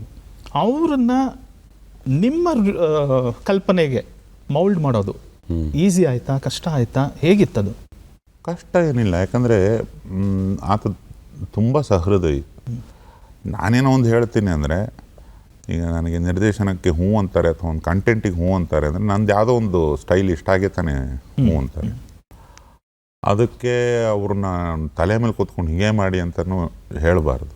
ಯಾಕಂದರೆ ಸ್ಟಾರು ಹಲವಾರು ಕಾರಣಗಳು, ಹಲವಾರು success, insult, failure, public life, personal life ಎಲ್ಲ ಏನೇನೆಲ್ಲ ಆಗಿ ಒಬ್ಬ ಸ್ಟಾರ್ ಆಗೋದು ತುಂಬ ಸುಲಭಕ್ಕೆ. ಯಾರೋ ಬೆಳಗ್ಗೆ ಎದ್ದ ತಕ್ಷಣವೇ ಸ್ಟಾರ್ ಆಗಿಬಿಡಲ್ಲ. ಅಥವಾ ಶ್ರೀಯುತ ರಾಜ್ಕುಮಾರ್ ಅವ್ರ ಮಗ ಅಂದ ತಕ್ಷಣವೇ ಸ್ಟಾರ್ ಆದವರಲ್ಲ. ಅವ್ರ ಪಟ್ಟ ಕಷ್ಟಗಳು, ಬೆಳಗ್ಗೆ ಎದ್ದು ಮಾಡ್ತಿದ್ದಿದ್ದು ಎಕ್ಸಸೈಸ್ ಎಲ್ಲ ಹತ್ರದಿಂದ ನೋಡಿದ್ದೀವಿ. ಅವರಿಗೆ ಹಿಂಗೆ ಅಂದ್ಕೊಂಡಿದ್ದೀವಿ ಅಂದ ತಕ್ಷಣ ಅವ್ರ ಕಡೆಯಿಂದ ಬರ್ತಿತ್ತು ಅದು. ಇದೊಂದು ತುಂಬ ಚೆನ್ನಾಗಿ ಕಾಣಿಸ್ತು ನೋಡಿ. ಇದು ಎಲ್ಲ ಒಂದು ಕಡೆ ಇದು ಬೇಡ ಅಂತ ಅನ್ನೋದನ್ನು ತುಂಬ ಸೂಕ್ಷ್ಮದಲ್ಲಿ ಅವ್ರು ಹೇಳ್ತಿದ್ರು. ಅದು ರಾಘಣ್ಣ ಅವರಿಗೂ ವಿಶೇಷ ಪ್ರತಿಭೆ ಇದೆ. ದಿ ಬೆಸ್ಟನ್ನ ಫಸ್ಟು ಇದು ಮಾಡ್ತಾರೆ, ಬ್ರ್ಯಾಕೆಟಿಗೆ ಹಾಕ್ತಾರೆ. ನಾವು ಅಷ್ಟರಲ್ಲೇ ತಿಳ್ಕೊಬೇಕು, ಅಷ್ಟು ಅನುಭವ ಇರೋ ಮನೆ ಅದು. ಹಾಗೆ ಒಂದಿಷ್ಟು ಪೋರ್ಷನ್ಸನ್ನು ರೀರೈಟ್ ಮಾಡೋದು. ಅದು ಸೂರಿ ಬೇರೆ ಕೂತಿದ್ದ ಅದಕ್ಕೆ. ಅದು ಜಾಕಿ ಬಂದ ನಂತರ ಬಂದ. ಆಮೇಲೆ ಹಾಡುಗಳು ಪರಮಾತ್ಮಂದು ಹೆಂಗೆ ಅವು ಸಂಗೀತದ ಭಕ್ತ ಯಾರು ಅಪ್ಪುದವರು.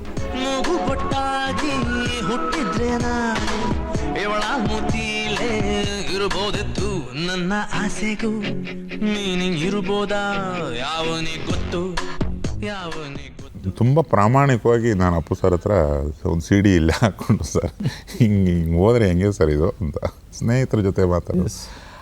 ಅವರು ಹೇಳ್ತಿದ್ರು ಅವ್ರ ಚೈಲ್ಡ್ಹುಡ್ಡಿಂದ ಹಿಡಿದು ಅವರು ನಟರಾಗಿದ್ದಾಗಿಂದ ಹಿಡಿದು ಏನೆಲ್ಲ ಘಟನೆಗಳು ತುಂಬ ಎಂಜಾಯ್ ಮಾಡ್ತಿದ್ರು ಪ್ರತಿ ಕ್ಷಣನ.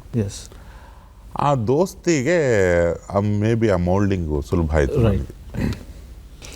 ಮತ್ತು ಇನ್ನೊಂದು ನಿಮ್ಮ ಮುಖ್ಯ ಸಿನಿಮಾ ಯಾವುದು ಡ್ರಾಮಾ ತಗೊಂಡ್ರೆ ಅದರಲ್ಲಿ ಯಶ್ ಆಗಲೇ ಸಾಕಷ್ಟು ಅದು ಉಡಾಫೆನೆ.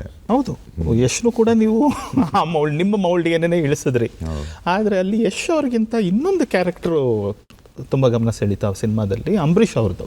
ಹಾಂ, ಅಂಬರೀಷ್ ಅವ್ರನ್ನ ಅವ್ರ ಕೈಲಿ ಕೆಲಸ ಮಾಡಿಸಿದ್ದು. ಅಂಬರೀಷ್ ಅಣ್ಣ ಅಂತಂದರೆ ಅದು ಸಂಭಾಳಿಸೋದು ಅನ್ನೋ ಪದನ ನೀನು ಬಳಸಂಗೇ ಇಲ್ಲ. ಸಂಭಾಳಿಸೋದು ಅನ್ನೋದು ಬರೋದೇ ಇಲ್ಲ. ಅದು ಅವರೇ ಎಲ್ಲ ಮೇಂಟೈನ್ ಮಾಡ್ತಾರೆ. ಅವ್ರು ಹೆಂಗಿದ್ದಾರೆ ಹಂಗೆ ಅದು ಹೋಗ್ತಾ ಇರ್ತದೆ ಅಷ್ಟೇ. ಆದರೆ ಒನ್ ಆಫ್ ದಿ ಅವರ ನಂತರದ ಕರಿಯರ್ನಲ್ಲಿ ನಮ್ಮ ಅವ್ರದ್ದು 80s 90s ಬಿಟ್ಟು ನಂತರದ ಕೊನೆಯಲ್ಲಿ ಮಾಡಿದಂಥ ಸಿನಿಮಾಗಳಲ್ಲಿ ಇದೊಂದು ಪ್ರಮುಖವಾದ ಪಾತ್ರ ಅಂತ ಹೌದು ಪ್ರೇಕ್ಷಕರ ಅಭಿಪ್ರಾಯ. ಹೌದು, ಒಂದು ಲೋಕಲ್ ಪ್ರಾಫಿಟ್, ಎಸ್, ಒಂದು ಕೊಡೆ ಥರದ್ದೊಂದು ಗೊಂಬೆಗಳನ್ನೇ ತಗೊಳ್ಳೋದೊಂದು ನಾವೇ ಹುಟ್ಟಿಸಿದ್ದದು ಇಲ್ಲ ಆ್ಯಕ್ಚುಲಿ. ಅದನ್ನ ಇಟ್ಕೊಂಡು ಅವರು ಏನಪ್ಪ ಅದು ಎನರ್ಜಿ. ಅವಾಗ ಇನ್ನು ಆರೋಗ್ಯ ಅಷ್ಟು ಹದಗೆಟ್ಟಿರಲಿಲ್ಲ, ಹದಗೆಡೋ ಹಂತಕ್ಕೆ ಇತ್ತು.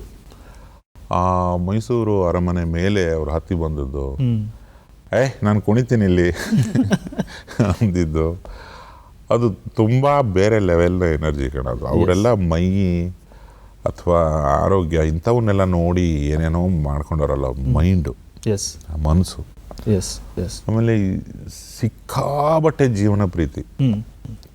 ಈಗ ನೀನು ತಾನು ಅವನು ಅವನು ಅವನು ಅವನು ಅಂತಲ್ಲ, ಎಲ್ಲರನ್ನು ಒಂದು ಗದರೋಕ್ಕೊಂದು ಒಳಗಡೆ ತುಂಬ ಪ್ರೀತಿ ಇದ್ದವನೇ ಗದರುತ್ತಾನೆ ಇಡೀ ಸಮಾಜದ ಮೇಲೆ. ಅವರು ದೊಡ್ಡ ದೊಡ್ಡ ಲೆವೆಲ್ ಸ್ನೇಹಿತರಿಂದ ಹಿಡಿದು ತೀರಾ ನೆನ್ನೆ ಮೊನ್ನೆ ಪರಿಚಯ ಆಗಿರೋ ಸ್ನೇಹಿತರವರೆಗೂ ಅವ್ರದ್ದು ಒಂದೇ ಧಾಟಿ, ಅದು ಲವ್ವು. ಅವರು ಮಾಮೂಲಾಗಿ ಮತ್ತೆ ಹೇಗಿದೆಯಾ ಅಂತ ಕೇಳಿದ್ರೆ ನಿಂಗೆ ನನಗಂತೂ ಇಷ್ಟನೇ ಆಗ್ತಾ ಇರಲಿಲ್ಲ. ಏನೋ ಗದ್ರಿದ್ರೆ ಕರೆಕ್ಟ್ ನಾರ್ಮಲ್ ಆಗಿ ಅವ್ರ ಅಣ್ಣ ಅಂತ. ಆ ಒಂದು ಸಹವಾಸ ಮತ್ತು ಅವ್ರಿಗೆ ಬರೆದ ಹಾಡು, ಅದಕ್ಕೆ ಇನ್ನೊಂದು ಫಿಲಾಸಫಿಕಲ್ ವರ್ಷನ್ ಕೂಡ ಹಿಟ್ಟಾಗಿ. ಹೌದು.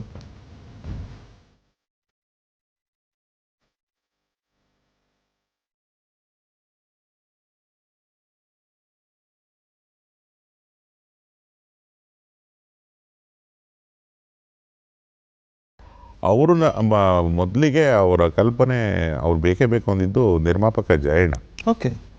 ನಂತರ ಯಶ್ ಜೊತೆಗೆ ಅಂಬರೀಷ್ ಅಣ್ಣ ಅವ್ರ ಮನೆಗೆ ಹೋಗಿ ಅಲ್ಲಿ ಕೇಳಿಕೊಂಡು ಹಿಂಗೆ ಹೊರಗೆ ನಿಂತ್ಕೊಂಡು ಈ ಹಾಡನ್ನು ಫಸ್ಟ್ ಹಾಡು ರೆಡಿ ಮಾಡ್ಕೊಂಡು ಹೋಗಿದ್ವಿ. ಹಾಡು ಕೇಳಿಸಿ ಒಪ್ಸಿದ್ರಿ. ಮತ್ತು ಅವ್ರದ್ದು ಒಂದು ಅಂಬಿ ಉತ್ಸವ ನಡೀತಾ ಇತ್ತು 60ನೇ ವರ್ಷದ. ಈ ಹಾಡಿಗೆ ಅವ್ರಿಗೆ ಆ ಉತ್ಸವಕ್ಕೊಂದು ವರ್ಷನ್ ಬರೆದು ಕೊಟ್ಟಿದ್ವಿ. ಓಕೆ. ಸೊ ಅವೆಲ್ಲ ಇಷ್ಟೊಂದೆಲ್ಲ ಇಂಪ್ರೆಸ್ ಮಾಡಿದ್ರೆ ಬರದೇ ಇರೋಕ್ಕಾಗ್ತದ ಅಂತೇಳಿ ಇನ್ನೊಂದ್ಸತಿ ಯಾಕೋ ಹೋದ್ರು, ಹಾಡು ಕೇಳಿದ್ರು, ಹಾಡು ಇಷ್ಟ ಆಗ್ಬಿಡ್ತು ಒಂದೇ ಸತಿ, ಸಿಡಿ ಬಿಟ್ಟೋಗಿಲ್ಲಿ ಅಂತೇಳಿ ಬಂದರು. ಯಾವ ಡೇಟ್ ನಾನು ಕೊಟ್ಟಾಗಲೇ ಹೋಗ್ರಿ ಅಂದರು. ನಾನು ಮತ್ತೆ 2-3 ಸತಿ ಹೋದ್ವಿ, ಬಂದರು. ಬಟ್ ಇವಾಗ ನೀವು ಹೇಳಿದ್ರಿ ಅಂಬರೀಷ್ ಅವ್ರನ್ನೇ ನೀವು ಒಂದು ಹಾಡಿನ ಮುಖಾಂತರ ಇಂಪ್ರೆಸ್ ಮಾಡಿ ಸಿನಿಮಾಗೆ ಒಪ್ಸಿದ್ರಿ. ಅದೇ ರೀತಿ ಈಗ ನಾವು ನಿಮ್ಮ ಹಾಡುಗಳ ಬಗ್ಗೆ ಮಾತಾಡೋದಾದ್ರೆ ಅದಕ್ಕಿಂತ 2 ಎಪಿಸೋಡ್ ಬೇಕಾಗತ್ತೆ. ನೀವು ನಿರ್ದೇಶಕರಾಗಿ ಹೆಸರು ಮಾಡಿರೋದಕ್ಕಿಂತ ಹೆಚ್ಚಾಗಿ ನಿಮ್ಮ ಹಾಡುಗಳು ಇನ್ನೂ ಜಾಸ್ತಿ ಪಾಪ್ಯುಲರ್ ಅಂತ ನನ್ನ ಪರ್ಸನಲ್ ಅಭಿಪ್ರಾಯ. ಗೊತ್ತಿಲ್ಲ, ನಾನು ನೆನಪಿದೆ ಟೆಲಿವಿಷನ್ ಅಲ್ಲೂ ಬರ್ತಿರ್ತೀನಿ, ಅದೂ ಕೌಂಟ್ ಆಗ್ತಿರ್ತದೆ. ಈಗ ನಾಳೆ ನಾನು ಸುತ್ತಾಡೋ ಪ್ರಕಾರ ನಿರ್ದೇಶಕನಾಗೇನೆ ಜಾಸ್ತಿ ಜನ ನೋಡೋದು. ನಾನು ನಾಳೆಯಿಂದ ತಡವಾಗಿ ಬರೆಯಕ್ಕೆ ಶುರು ಮಾಡಿದ್ದು. ಹೌದು. ನಾಳೆಯಿಂದ ನಿಮಗೆ ನೀವು ಬರೀ ನಿರ್ದೇಶನ ಮಾಡ್ಬೋದು, ಇಲ್ಲಾಂದರೆ ಹಾಡುಗಳನ್ನ ಬರಿಬೋದು. 2ರಲ್ಲಿ ಒಂದೇ ಆಯ್ಕೆ ಇರೋದು. ನಿರ್ದೇಶನ. ಹಾಡು ಬರೆಯೋದು ನಿಲ್ಲಿಸ್ಬಿಡ್ತೀರಾ? ಅದು ತಡವಾಗಿ ಶುರು ಮಾಡಿದ್ದಲ್ವಾ. ಆದರೆ ಸೂರ್ಯ ಅವ್ರು ಹೇಳ್ದಂಗೆ ಅವರು ನೀವು ಹಾಡು ಬರೆದಿರೋ ಅವ್ರು ಸಿನಿಮಾ ಮಾಡಲ್ಲ. ಅದೇ ರೀತಿ ಸಾಕಷ್ಟು ಹೊಸಬ್ರು ನಾನು ನೋಡಿದ್ದೀನಿ ನಿಮ್ಮ ಆಫೀಸ್ಗಳಲ್ಲಾಗಲಿ ಬೇರೆ ಕಡೆ ಆಗಲಿ, ನಿಮ್ಮಲ್ಲಿ ತುಂಬ ಒತ್ತಡ ಇದೆ ಹಾಡುಗಳು ಬರ್ಕೊಡಿ ಅನ್ನೋದಕ್ಕೆ. ಅಲ್ಲ, ಈ ಹೊಸಬ್ರಿಗೆ ಇನ್ವೇರಿಯಬ್ಲಿ ಸಿಗ್ತೀನಿ, ಬರಿತೀನಿ. ಪಾಪ ಯಾವಾಗಲೂ ಆಡಿಯೋ ರಿಲೀಸ್ ಆಗ್ತವೆ, ರೀಚ್ ಆಗಲ್ಲ. ಇವತ್ತಿನ ಆಡಿಯೋ ಮಾರ್ಕೆಟ್ ಅಥವಾ ಒಂದು ವಿಡಿಯೋ ಮಾರ್ಕೆಟ್, ಅದರದ್ದು ಅವಘಡಗಳನ್ನೆಲ್ಲ ಇಲ್ಲಿ ನಾನು ಡಿಸ್ಕಸ್ ಮಾಡೋಕ್ಕೆ ಹೋದರೆ ಅದಕ್ಕೆ 15 ಎಪಿಸೋಡ್ ಬೇಕು. ಒಂದು ಹಾಡಲ್ವಲ್ಲ, ಒಂದೇ ಒಂದು ಹಾಡು ರಿಲೀಸ್ ಆಗೋ ಥರದ್ದು ಇಲ್ವಲ್ಲ. ದಿನಕ್ಕೆ ಮಿನಿಮಮ್ ಕನ್ನಡದ್ದೇ 25 ಹಾಡು ಬರ್ತದೆ ಆಚೆಗೆ, ಎಲ್ಲ ಭಾಷೆದು ಸೇರಿ ಒಂದು ಮೊಬೈಲಿಗೆ 100 ಚಿಲ್ಲರೆ ಹಾಡುಗಳದ್ದು ನೋಟಿಫಿಕೇಶನ್ ಬರ್ತದೆ. ಆ 100 ಹಾಡನ್ನು ಕೇಳೋ ಪೇಷನ್ಸ್ ಇಲ್ಲ ಪ್ರೇಕ್ಷಕನಿಗೆ. ನಿಜ. ಆ ಒಂದು ಗಲಭೆ ನೋಡಿದಾಗ ಈಗ ಹಾಡುಗಳನ್ನ ಬಿಡೋದೇ ಜಾಸ್ತಿ ಆಗಿದೆ. ಕಾರಣ ಏನಂದರೆ ಪಾಪ ಒಂದು ಹಾಡು ರೆಕಾರ್ಡಿಂಗ್ ಮಾಡಬೇಕಂದ್ರೂ ದುಡ್ಡು, ಎಲ್ಲದಕ್ಕೂ ದುಡ್ಡು. ಒಂದು ಹಾಡು ಹಿಟ್ಟಾದರೆ ಆ ಸಿನಿಮಾಗೇನೋ ಆಗಬೇಕಲ್ವ. ಹೌದು. ಆ ಸಿನಾರಿಯೋ ಬದಲಾಗ್ತಾ ಹೋಗ್ತಿದೆ ಈಗ. ತುಂಬ ಜನ ಹೊಸಬ್ರಿಗೆ ಪರದೆಯಲ್ಲಿ ಬರೋರು ಮುಖ ಹೊಸದು, ಯಾರೋ ತಂತ್ರಜ್ಞ ಹೊಸಬ, ಅವ್ರನ್ನ ಮಾತಾಡ್ಸೋರಿಲ್ಲ. ಆ ಒಂದು ಕಾರಣಗಳಿಗೆ ತುಂಬ ಕಡೆ ಬರೀತೀನಿ ಆ ಥರದ್ದು, ನಾನು ಅವಾಯ್ಡ್ ಮಾಡೋಕ್ಕೆ ಹೋಗಲ್ಲ. ಬಟ್ ಅವು ಎಲ್ಲೂ ಆಚೆಗೆ ಬರಲ್ಲ. ಆವಾಗ ನೀನು ಎಲ್ಲ ಮುಗಿಸ್ಕೊಂಡು ಆಮೇಲೆ ಬಾ ಅಂತೀನಿ. ಪಾಪ ಅವನು ರೆಕಾರ್ಡ್ ಮಾಡೋದಕ್ಕೆ ದುಡ್ಡು ಕೊಡ್ತಾನೆ, ನನಗೆ ಕೊಡ್ತಾನೆ, ಇನ್ನೊಬ್ರಿಗೆ ಕೊಡ್ತಾನೆ, ಸಂಗೀತ ಒಬ್ಬ ಹಾಡುಗಾರಂಗೆ ಕೊಡಬೇಕು. ಆಗ ಆ ಹಾಡು ಆಚೆ ಬರಲ್ಲ, ಪಾಪ ಅನಿಸುತ್ತೆ. ಅದು ಹಾಗಾಗಿದೆ. ಇನ್ನು ಸ್ಟಾರ್ಗಳದ್ದು ಎಲ್ಲ ಕಮರ್ಷಿಯಲ್ ಸಂಗೀತ, ಅದಕ್ಕೂ ಬೇರೆ ಲೆವೆಲದ್ದೇ ಸಿಕ್ಸರ್ ಹೊಡಿಬೇಕಲ್ಲಿ. ಅದು ಕಮರ್ಷಿಯಲ್ ಅವಶ್ಯಕತೆ. ಅದು ಒಂದು ಸತಿ ಶುರು ಮಾಡಿದ್ಮೇಲೆ ಅದು ಕೈ ಕುದುರ್ಬಿಟ್ಟಿದೆ. ಅದು ಮಾಡಲೇಬೇಕದು. ಅದು ಒಂದು ಮಿನಿಮಮ್ ಒಂದು ಮೇಜರ್ ಸಿನಿಮಾಗಳಲ್ಲಿ 1-2. ನಾನು ಡೈರೆಕ್ಷನ್ ಇಲ್ಲದೆ ಇದ್ದಾಗ ಒಂದು ಡೈರೆಕ್ಷನ್ಗೆ ಅಂದರೆ 8 ತಿಂಗಳು ಹೊರಟೋಗುತ್ತೆ. ಬಾಕಿ ದಿನಗಳು ಬೆಂಗಳೂರಲ್ಲಿ ಇರೋದು ಅಥವಾ ಆಫೀಸಲ್ಲಿ ಇದ್ದಾಗ ಎಷ್ಟಾಗುತ್ತೆ, ವರ್ಷಕ್ಕೆ ಒಂದು 12-13 ಹಾಡು ಅಷ್ಟೇ ಬರೆಯೋಕ್ಕೆ ಸಾಧ್ಯ. ನಾನು ಬರೆದಿರೋದೇ ಇದುವರೆಗೆ 200. ಹೌದು, ಜಾಸ್ತಿ ಬರೆದಿಲ್ಲ. ನನ್ನ ಫೆಲೋ ರೈಟರ್ಸ್ ಅಥವಾ ನಾನು ತುಂಬ ಇಷ್ಟಪಡೋ ರೈಟರ್ಸ್ ಎಲ್ಲ 3-4-5 ಸಾವಿರ ದಾಟಿದ್ದಾರೆ. ನಿಜ ನಿಜ. ನಿಮಗೆ ಇಷ್ಟ ಆಗೋದು ಅಥವಾ ಸುಲಭ ಆಗೋದು ಬರೆಯೋದಕ್ಕೆ, ಅಥವಾ ನೀವು ಖುಷಿಯಲ್ಲಿ ಬರೆಯುವಂಥ ಜಾನ್ರ ಯಾವುದು? ಜನರು ಇಷ್ಟಪಡೋದು ಕೆಲವು ಇದೆ. ನೀವು ಕುಡುಕರ ಬಗ್ಗೆ, ಕುಡ್ದವರು ಹಾಡು ಹೇಳೋದಕ್ಕೆ ನೀವು ತುಂಬ ಪ್ರಸಿದ್ಧಿ ಪಡೆದಿದ್ದೀರಾ. ನಿಮಗೆ ಇಷ್ಟ ಆಗುವಂಥದ್ದು ಬರೆಯೋದಕ್ಕೆ ಯಾವ ಜಾನ್ರ? ನಾನು ಮೆಲಡಿಗಳ ಭಕ್ತ. ಮೆಲಡಿ ಅದು ನಾನು ಬರೆದಿದ್ದು ನನಗೆ ಕೇಳೋಕ್ಕೆ ಇಷ್ಟ ಆಗಲ್ಲ. ಟೆಕ್ನಿಕಲ್ ಕರೆಕ್ಷನಿಗೆ ಮಾತ್ರ ಕೇಳ್ತೀನಿ. ಬಟ್ ಈಗ ನನ್ನ ಕನ್ನಡದ ಫೇವ್ರೇಟ್ ಸಿನಿಮಾ ಹಾಡು ಜಯಂತ್ ಸರ್ ಬರೆದಿರೋದು, ಮನೋಮೂರ್ತಿಯವ್ರ ಸಂಗೀತ, ಮಳೆ ನಿಂತು ಹೋದ ಮೇಲೆ. ಅದು ಎಷ್ಟು ಜನ ಮಳೆ ನಿಂತು ಹೋದ ಮೇಲೆ ಹನಿಯೊಂದು ಮೂಡಿದೆ, ಅದು 2 ಸಾಲಲ್ಲಿ ಹೇಳ್ತಾರಲ್ಲ, ಆ ಥರದ್ದವು ಸಿಕ್ಕಾಪಟ್ಟೆ ಇಷ್ಟ ಆಗುತ್ತೆ. ಬರೆಯೋಕ್ಕೂ ಇಷ್ಟ ಆಗುತ್ತೆ. ಬಟ್ ಬರೆದಾಗಿ ಒಬ್ಬ ಗಾಯಕ ಹಾಡಿ ಅದನ್ನೆಲ್ಲ ಚೆಕ್ ಮಾಡ್ತೀವಲ್ಲ, ಪದ ಗಿದ ಎಲ್ಲ ಕರೆಕ್ಟಾಗಿ ಹೇಳಿದಾರ ಅಂತ. ಅದಾದ ನಂತರ ಅದು ನಂದು ಅನ್ನೋ ಕಾರಣಕ್ಕೆ ಮತ್ತೆ ಕೇಳಕ್ಕೆ ಬೋರು. ಆದರೆ ಬೇರೆಯವ್ರು ಬರೆದಿರೋ ಹಾಡು ಇದು ನಾನು ಬರಿಬೇಕಾಗಿತ್ತು ಅಂತ ಅನ್ಸಿರೋದು ಯಾವಾಗ? ಅದು ತುಂಬ ಹಾಡುಗಳಿದೆ. ಯಾವುದಾದ್ರೂ 1-2 ಉದಾಹರಣೆ ಕೊಡೋದಾದರೆ ಹಾಡುಗಳಲ್ಲಿ? ಈಗೊಂದು ಜಯಂತ್ ಅವ್ರದ್ದು ಒಂದು ಹೇಳಿದ್ರಿ. ಅದು ಯಾವಾಗಲೂ ಅನಿಸುತ್ತೆ ನಾನು ಬರಿಬೇಕಿತ್ತದು ಅಂತ ಅನಿಸುತ್ತೆ. ಆಮೇಲೆ ಆ ಮೀಟರ್ ನನಗೆ ತುಂಬ ಇಷ್ಟ, ಮನೋಮೂರ್ತಿ ಅವ್ರದ್ದು ಮೀಟರ್. ಆಮೇಲೆ ಹರಿಕೃಷ್ಣ ಸಂಗೀತ ನಿರ್ದೇಶನಕ್ಕೆ ವಿ ನಾಗೇಂದ್ರ ಪ್ರಸಾದ್ ಬರೆಯೋದು, ಆ ಪಯಣದಲ್ಲಿ ಒಂದು ಹಾಡು ಬರೆದಿದ್ರು. ಅದು ನಾನು ಯಾವಾಗಲೂ ನಾನು ಬರಿಬೇಕಿತ್ತು, ನನಗೆ ತುಂಬ ಚೆನ್ನಾಗಿ ಒಲ್ದಿರೋದು ಅದು. ನಾನು ಆ ಥರ ಬೇರೆಯವ್ರು ಯಾವ್ದು ನಂಗೆ ತುಂಬ ಇಷ್ಟ ಆಯಿತು ಅಂದರೆ ನನ್ನ ವರ್ಷನನ್ನು ಬರೆದು ಇಟ್ಟಿರ್ತೀನಿ ಒಂದು ಕಡೆ, ಇನ್ನೆಲ್ಲ ಉಪಯೋಗ ಬರುತ್ತೆ. ಆ ಹಾಡುಗಳು ಇಷ್ಟ ಆಯಿತು ಅಂತ. ಒಂದು ಪಲ್ಲವಿ ಅಟ್ಲೀಸ್ಟ್ ನನಗೆ ಅನ್ನಿಸ್ತಿದೆಯಲ್ಲ, ಏನು ಬರಿಬಲ್ಲೆ ನಾನು ಅಂತ ನನಗೆ ನಾನೇ ಚೆಕ್ ಮಾಡ್ಕೊಳ್ಳೋಕ್ಕೆ. ಯಾರು ಬಂದು ಕೇಳಿರಲ್ಲ, ಸುಮ್ಮನೆ ಟೈಪ್ ಮಾಡಿನೋ ಇಲ್ಲ ಪುಸ್ತಕದಲ್ಲೋ ಬರೆದಿಟ್ಟಿರ್ತೀನಿ. ಅದು ಎಲ್ಲಿದೆ ಅಂತ ತಿಳಿಸಿದ್ರೆ ಯಾರಿಗಾದರೂ ಹೇಳಿದ್ದವ್ರು ಒಡೆ ಮಾಡಿಸ್ಬೋದು. ಅಂಥದ್ದು ಸುಮಾರಿದೆ.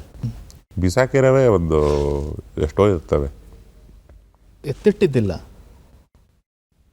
ಈ ಥರ ಬರೆದು ಎತ್ತಿಡೋದಿಲ್ವಾ?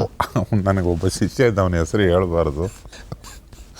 ಒಂದು ಆಫೀಸ್ ಪೇಂಟಿಂಗ್ ಸಂದರ್ಭದಲ್ಲಿ ಅಷ್ಟು ನನ್ನ ಪುಸ್ತಕಗಳು, ಆ ಚಿತ್ರಕಾಟಗಳು ನೋಡಿದ್ದು ಮೋಸ್ಟ್ಲಿ ಯಾವುದು ಬೇಕಿಲ್ಲ ಇವರಿಗೆ ಅಂದ್ಬಿಟ್ಟು ಒಂದು 10-11 ನೋಟ್ಬುಕ್ಗಳನ್ನು ಸಾರಾಸಗಟಾಗಿ ಹಳೆ ಸೋಫಾ, ಸ್ಪಾಂಜು, ನ್ಯೂಸ್ ಪೇಪರು ಎಲ್ಲದ್ರ ಜೊತೆಗೆ ಆಚೆ ಹಾಕ್ಬಿಟ್ಟ. ಅದೊಂಥರ ಕನ್ನಡ ಚಿತ್ರರಂಗಕ್ಕೆ ತುಂಬಲಾಗದ ನಷ್ಟ.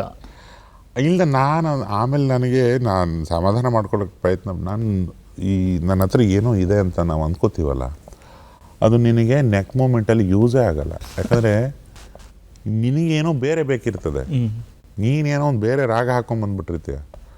ನನ್ನ ಗ್ರಂಥ ತೆಗೆದು ನೋಡಿದ್ರೆ ಅದರಲ್ಲಿ ಒಂದೇ ಒಂದು ಪದ ಸಿಗ್ಬೋದು ಅಷ್ಟೇ ಬಿಟ್ಟರೆ ನಿನಗೆ ಅಲ್ಲಿ ಯಾವುದೋ ಒಂದು ಎಕ್ಸ್ಪ್ರೆಷನ್ ಇನ್ನೇನೋ ಇನ್ಫ್ಲೂಯೆನ್ಸಲ್ಲಿ ಮಾಡಿರ್ತೀಯಲ್ಲ ಅದು ಇನ್ಯಾವುದೋ ಹಾಡಿನ ಇನ್ಯಾವುದೋ ಚರಣ ರಿಜೆಕ್ಟ್ ಆಗಿರೋದು. ಅದು ನೀನೀಗ ಒಂದು ಸಿನಿಮಾ ಮಾಡ್ತಿದ್ಯಾ, ನೀನೊಂದು ಹಾಡು ತೊಗೊಂಡು ಬಂದರೆ ನಿನ್ನ ರಿಕ್ವೈರ್ಮೆಂಟ್ ಬೇರೆ ಇರುತ್ತೆ. ರೈಟ್. ನೀನು ಹೇಳ್ಬೋದು, ನೀನು ಅವತ್ತು ಸಂದರ್ಶನದಲ್ಲಿ ಏನೋ ಒಂದು ಹೇಳಿದ್ರಿ, ಅದು ನೋಡಿ ತೊಗೊಂಬಂದಿದ್ದೀನಿ, ಅದ್ರ ಮೇಲೆ ಒಂದು ಹಾಡಬೇಕು. ನಾನು ಆ 11 ಡೈರಿನೂ ತೆಗೆದು ಅದರಿಂದ ಸಾಲುಗಳನ್ನ ತಂದು ನಿನಗೆ ಮಾರ್ತೀನಿ ಅನ್ನೋಕ್ಕಾಗಲ್ಲ. ಅದು ಅಲ್ಯಾರೋ ಒಬ್ಬ ಕಸ್ಟಮ್ ಮೇಡ್ ಮಾಡಿಸಿರ್ತಾನೆ. ಸೊ ರೆಡಿಮೇಡ್ ಸಾಂಗ್ಸ್ ನಿಮ್ಮ ಹತ್ರ ಸಿಗಲ್ಲ. ಬರೆದ್ರೂ ಮತ್ತೆ ತಿರ್ಗಾ ಹಾಡುಗಾರ ಹಾಡಿ ಅದು ಇನ್ನೇನೋ ಆಗೋ ಟೈಮಲ್ಲಿ ಮತ್ತೆ ಬದಲಾಗ್ತದೆ. ರೈಟ್. ಹಾಗೆ ಕಾರ್ಯಕ್ರಮದ ಕೊನೆ ಹಂತಕ್ಕೆ ಬರ್ತಾ ಇದ್ದೀವಿ. ನಿಮ್ಮ ಬಗ್ಗೆ ನಿಮಗಿಂತ ಸ್ವಲ್ಪ ಜಾಸ್ತಿ ತಿಳ್ಕೊಂಡಿರೋರೊಬ್ಬರನ್ನ ಮಾತಾಡ್ಸಿದ್ವಿ. ಅವ್ರು ನಿಮ್ಮ ಬಗ್ಗೆ ಏನು ಹೇಳಿದ್ದಾರೆ ಅಂತ ನೋಡಿ ಕಾರ್ಯಕ್ರಮದ ಕೊನೆ ಭಾಗಕ್ಕೆ ಹೋಗೋಣ. ನೋಡೋಣ ಯಾರು ಅಂತಿರ್ಬೋದು. ನನ್ನ ಹೆಸರು ರೇಣುಕಾ ಯೋಗರಾಜ್. ನಾನು ಶ್ರೀಯುತ ಯೋಗರಾಜ್ ಭಟ್ ಅವರ ಧರ್ಮಪತ್ನಿ. ನಮ್ಮಿಬ್ಬರಿಗೂ ಮದುವೆ ಆಗಿ 23 ವರ್ಷ ಆಯಿತು. ಈ 23 ವರ್ಷಗಳಲ್ಲಿ ನಾನು ಯೋಗರಾಜ್ ಅವರ ಎಲ್ಲ ಥರ ಮುಖಗಳನ್ನು ಮತ್ತು ಅವರ ಎಲ್ಲ ಥರ ಬಿಹೇವಿಯರ್ಗಳನ್ನು ನೋಡಿದ್ದೀನಿ. ಅದರಲ್ಲಿ ವಿಶೇಷವಾಗಿ ನನಗೆ ಕಾಣೋದು ಅವರ ಒಂದು ಸೆನ್ಸ್ ಆಫ್ ಹ್ಯೂಮರ್. ಅದರಲ್ಲೂ ಒಂದು ಬೇರೆಯವ್ರನ್ನ ಹೇಗೆ ಕೀಟ್ಲೆ ಮಾಡ್ತಾರೆ, ಹೇಗೆ ಇದು ಮಾಡ್ತಾರೆ ಅನ್ನೋದನ್ನು ಚೆನ್ನಾಗಿ ನೋಡಿದ್ದೀನಿ ನಾನು, ಕಾಲೆಳೆಯೋದು ಎಲ್ಲ. ಅದರಲ್ಲಿ ಒಂದು ಇನ್ಸಿಡೆಂಟ್ ನಾನು ಶೇರ್ ಮಾಡಿಕೊಳ್ಳೇಬೇಕು. ಏನಾಯಿತು ಅಂದರೆ, ನಾನು ಕೆಲಸಕ್ಕೆ ಹೋಗ್ತಿದ್ದೆ. ನನಗೆ ಕೆಲಸಕ್ಕೆ ಬೇರೆ ಇನ್ನೊಂದು ಕೆಲಸಕ್ಕೆ ಇಂಟರ್ವ್ಯೂ ಬಂತು. ಅದು ಇದ್ದಿದ್ದು ಆಫೀಸ್ ಇದ್ದಿದ್ದು ITPL. ಸೊ ನನಗೆ ಅದು ದೂರ, ಜೊತೆಗೆ ನನಗೆ ಬೆಂಗಳೂರು ಗೊತ್ತಿಲ್ಲ ಅಂತೇನಲ್ಲ, ನಾನು ಹುಟ್ಟಿ ಬೆಳೆದಿರೋದೆಲ್ಲ ಬೆಂಗಳೂರು ಆಗಿರೋದ್ರಿಂದ ನನ್ನ ಪಾಡಿಗೆ ನಾನು 2 ವೀಲರಲ್ಲೋ ಹೇಗೋ ನಾನು ಹೋಗೋಳಿದ್ದೆ. ಅಷ್ಟರಲ್ಲಿ ಈ ಭೂಪತಿ ಬಂದರು. ನಾನು ಏನನ್ನು ಕರ್ಕೊಂಡು ಹೋಗ್ತೀನಿ ಇಂಟರ್ವ್ಯೂಗೆ ಅಂದರು. ಆಯಿತು ಬರ್ತೀನಿ ಅಂದ್ರಲ್ಲ, ಸರಿ ಅಂದ್ಬಿಟ್ಟು ಇಬ್ಬರು ಹೊರಟ್ವಿ. 2 ವೀಲರ್ ಬೇಡ, ಬಸ್ಸಲ್ಲಿ ಹೋಗೋಣ ಅಂದರು. ಆಯಿತು, ಬಸ್ಸಲ್ಲಿ ಹೋದ್ವಿ. 1-2-3 ಬಸ್ ಚೇಂಜ್ ಮಾಡ್ಕೊಂಡ್ವಿ, ಅಲ್ಲಿ ಇಳಿದ್ವಿ, ಎಲ್ಲ ಆಯಿತು. ಅಲ್ಲಿ ಹೋದ್ವಿ. ನಾನು ಕಾಲ್ ಮಾಡಿದೆ, ಅವ್ರು ಬನ್ನಿ ಅಂದರು. ನಂದು ಇಂಟರ್ವ್ಯೂ ಇದ್ದಿದ್ದು ಮೋಸ್ಟ್ಲಿ ಒಂದು 4th ಫ್ಲೋರಲ್ಲೋ 5th ಫ್ಲೋರಲ್ಲೋ ಯಾವುದೋ ಒಂದು ಆಫೀಸು. ನಾನು ಹೋದೆ. ಬಾ ನನ್ನ ಜೊತೆಲಿಂದ. ಇಲ್ಲ, ನಾ ಬರಲ್ಲ, ನೀ ಹೋಗು, ನಾ ಕೆಳಗಡೆನೇ ವೆಯ್ಟ್ ಮಾಡ್ತೀನಿ ಅಂತ ಅಂದರು. ಕೆಳಗಡೆ ಇದರಲ್ಲಿ ವೆಯ್ಟ್ ಮಾಡ್ತಾಯಿದ್ರು. ಅಲ್ಲಿ ಸ್ವಲ್ಪ ರೆಸ್ಟೋರೆಂಟ್ಸ್ ಇದ್ವು, ಮತ್ತು ಅಷ್ಟು ಎಲ್ಲ ಏನು ಇಂಪ್ರೂವ್ಮೆಂಟ್ ಇರಲಿಲ್ಲ ಆವಾಗ ಬೆಂಗಳೂರು.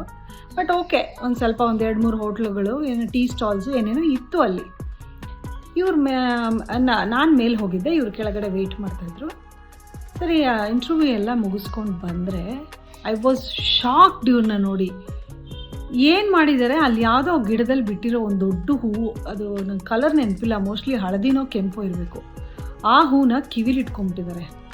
ಕಿವಿಲಿಟ್ಕೊಂಡ್ಬಿಟ್ಟು ಜೋರಾಗಿ ಗಜಲ್ ಆಡಿಕೊಂಡು ಅಲ್ಲೆಲ್ಲ ಓಡಾಡ್ತಾ ಇದ್ದಾರೆ. ಅಲ್ಲಿ ಬರೋ ಮನುಷ್ಯರೆಲ್ಲ ಇವರನ್ನೇ ನೋಡ್ತಾ ಇದ್ದಾರೆ. ಇವ್ನು ಯಾರು, ಇವ್ನು ಹುಚ್ಚಿನ ಥರ ಇದ್ದಾನೆ ಅಂತ.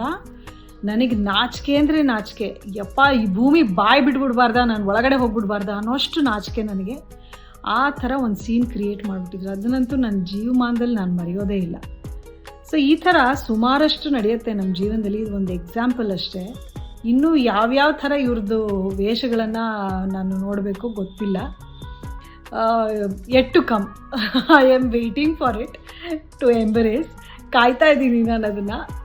ಈ ಥರ ಒಂದು ಎಲ್ಲ ಗುಣಗಳು ಇರುವಂಥ ವ್ಯಕ್ತಿ ನನಗೆ ಸಿಕ್ಕಿರೋದು ನನ್ನ ಪೂರ್ವಜನ್ಮದ ಪುಣ್ಯ ಅಂತ ನಾನು ಅಂದ್ಕೊಂಡಿದ್ದೀನಿ. ಅವರು ಇದನ್ನೆಲ್ಲ ಕೇಳಿಸ್ಕೊಳ್ತಿದ್ರೆ ನಗ್ತಾರೆ ಕೂಡ, ಐ ಆಮ್ ಶ್ಯೂರ್. ಬಟ್ ಇದೇ ಸತ್ಯ. ನನಗೆ ಅವರ ಬಗ್ಗೆ ತುಂಬ ಹೆಮ್ಮೆ ಇದೆ. ಅವರೊಬ್ಬರು ದೊಡ್ಡ ಡೈರೆಕ್ಟರ್ ಆಗಿಬಿಟ್ರು, ಅಥವಾ ಅವರು ಇವಾಗ ಎಲ್ಲರೂ ಅವರು ದೊಡ್ಡ ಸೆಲೆಬ್ರಿಟಿ, ಅದೆಲ್ಲ ನನ್ನ ತಲೆಯಲ್ಲಿ ಇಲ್ಲವೇ ಇಲ್ಲ. ನನಗೆ ಅವ್ರ ಬಗ್ಗೆ ಹೆಮ್ಮೆ ಇದೆ. What ever he is, how ever he is, ನನಗೆ ಅವ್ರ ಬಗ್ಗೆ ಹೆಮ್ಮೆ ಇದೆ, ಪ್ರೀತಿ ಇದೆ. ಮಕ್ಕಳಿಗೂ ಅಷ್ಟೇ. 2 ಹೆಣ್ಮಕ್ಳನ್ನ ಅವರು ತುಂಬಾ ಮುದ್ದಾಗಿ, ನಾವಿಬ್ಬರು ಸೇರಿ ಬೆಳೆಸ್ತಾ ಇದ್ದೀವಿ. ಅದರಲ್ಲಿ 10 ಪಟ್ಟು ಮುದ್ದು ಜಾಸ್ತಿ ಅವ್ರಿಗೆ ಇರೋದು ನನಗಿನ್ನ. ಸೊ ಹಾಗಾಗಿ ನಮ್ಮದೊಂದು ಈಗ ಪುಟ್ಟ ಸಂಸಾರ, ಖುಷಿ ಸಂಸಾರ ಚೆನ್ನಾಗಿದೆ. ಮುಂದೆನೂ ಹೀಗೇ ಇರ್ತೀವಿ. ಸೊ ಭಟ್ರೆ, ಯಾರು ಮಾತಾಡ್ಬೋದು ಅಂತ ಎಕ್ಸ್ಪೆಕ್ಟ್ ಮಾಡಿದ್ರಿ, ಆದರೆ ಈ ಮಾತುಗಳು ಬರ್ತವೆ ಅಂತ ನೀವು ಅಂದ್ಕೊಂಡಿರಲಿಲ್ಲ. ಇಷ್ಟೊಂದು ಟಾರ್ಚರ್ ಕೊಡೋದು ಒಂದು ದಿವಸ ಎಲ್ಲ ಹೇಳ್ಬಿಡ್ತೀನಿ. ನಿನ್ನ ಮನೇಲೂ ಇರುತ್ತದೆ, ನಿನ್ನ ಬಗ್ಗೆ ಒಂದು ದಿವಸ ಎಲ್ಲ ಹೇಳ್ಬಿಡ್ತೀನಿ ಆಚೆ. ಆ ದಿನವೇ ಬರಲ್ಲ. ಆ ಥರ ಅಲ್ಲಿ ಆ ಕಾರ್ಪೊರೇಟ್ ಆಫೀಸಿಗೆ ಹೋಗಿದ್ದಾಗ ಈ ಉತ್ತರ ಭಾರತದ ಗಾರ್ಡ್ಗಳು ನನ್ನ ಒಳಗೆ ಬಿಟ್ಟಿರಲಿಲ್ಲ. ಓಹ್, ಆಮೇಲೆ ಇವಳು ಕೆಲಸಕ್ಕೆ ಅಪ್ಲೈ ಮಾಡಿದವಳು, ಇವಳು ಹೋಗಲಿ ಅಂತ ನಾನಲ್ಲಿ ನಿಂತಿದ್ದೆ. ಅವರಿಗೆ ಕನ್ನಡ ಬರಲ್ಲ. ನನಗೆ ಅದೊಂದು ಅಹಂಕಾರ, ನಾನು ಬೇಕಂತ ಹಿಂದಿನ ಮಾತಾಡಕ್ಕೆ ಹೋಗಲ್ಲ. ಅದು ನಾವು ಕನ್ನಡಿಗರು ತಪ್ಪು ಮಾಡ್ತೀವಿ. ಅದು ಕನ್ನಡದಲ್ಲೇ ಕೇಳ್ಕೋಬೇಕು. ಹೌದು, ಯಾಕೆ ಕನ್ನಡ ಬರಲ್ಲ ಅಂತ ಕೇಳಬೇಕು. ಅದನ್ನು ಅವಾಗಲೇ ಮಾಡ್ತಿದ್ದೆ ನಾನು. ಆಮೇಲೆ ಅವನು ಅಡಾಸಿಟಿ ಹೆಂಗಿತ್ತು ಅಂದರೆ ನಾನು ಒಳಗೆ ಬಿಟ್ಟಿಲ್ಲ ಒಂದು. ಎರಡನೇದು,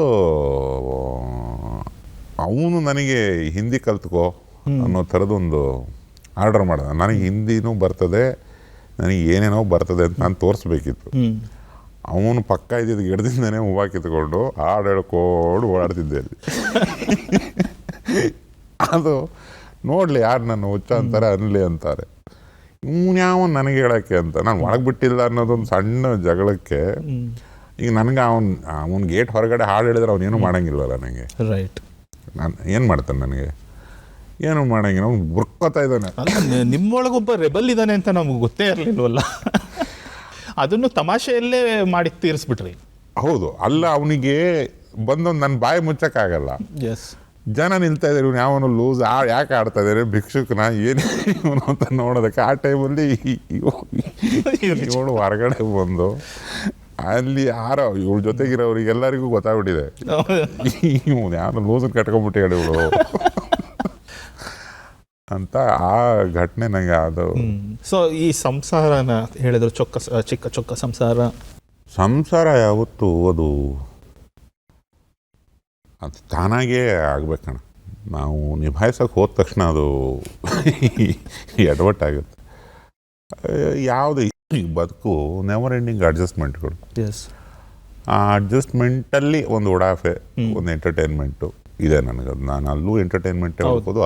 ಮನೆಯವರು ಈಗ ತಾನೇ ಹೇಳಿದ್ರು, ಅವರು ಪ್ರೇಕ್ಷಕರಿಂದ ಹೆಚ್ಚಾಗಿ ನಿಮ್ಮನ್ನ ಸಹಿಸ್ಕೊಳ್ತಾ ಇರೋದು ಅವರೇ. ಹೌದೌದು, ನಿಮ್ಮ ಹೆಂಡತಿ ಮತ್ತು ಮಕ್ಕಳು. ಹಂಗಾಗಿ ಹೋಗಿ ಅಡ್ಜಸ್ಟ್ಮೆಂಟ್ ಲೆವೆಲ್ಗಳಲ್ಲೇ ಎಂಟರ್ಟೈನ್ಮೆಂಟ್ ಇರೋದ್ರಿಂದ ಬದುಕು ಎಂಟರ್ಟೈನಿಂಗ್ ಆಗಿದೆ. ವಂಡರ್ಫುಲ್. ಬಟ್ ಕೊನೆಯದಾಗಿ ಒಂದು ಪ್ರಶ್ನೆ ಕೇಳೋದಾದರೆ, ಕಾರ್ಯಕ್ರಮದ ಕೊನೆಯಲ್ಲಿ ಈಗಿನ 2025ರಲ್ಲಿರೋ ಯೋಗರಾಜ್ ಭಟ್ರು 23 ವರ್ಷಗಳ ಹಿಂದೆ, ಅಂದರೆ ನೀವು ನಿಮ್ಮ ಮದುವೆ ಆ್ಯನಿವರ್ಸರಿನೂ 23 ವರ್ಷ ಆಗಿದೆ, ಹೆಚ್ಚು ಕಮ್ಮಿ ಆಗಿದೆ. ಸೊ ನಿಮ್ಮ ಮೊದಲನೇ ಸಿನಿಮಾ ಬಂದು ಕೂಡ ಸುಮಾರು ಅದೇ ಸಮಯದಲ್ಲಿ 2003ರಲ್ಲಿ. ಹೌದು.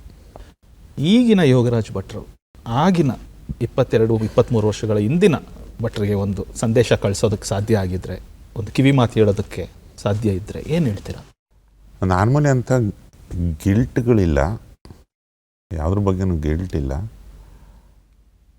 ಬಟ್ ಹಲವಾರು ಕಡೆ ಅನವಶ್ಯಕವಾಗಿ ಏನೇನೋ ಮಾತಾಡ್ಬಿಟ್ಟಿರ್ತೀನಿ.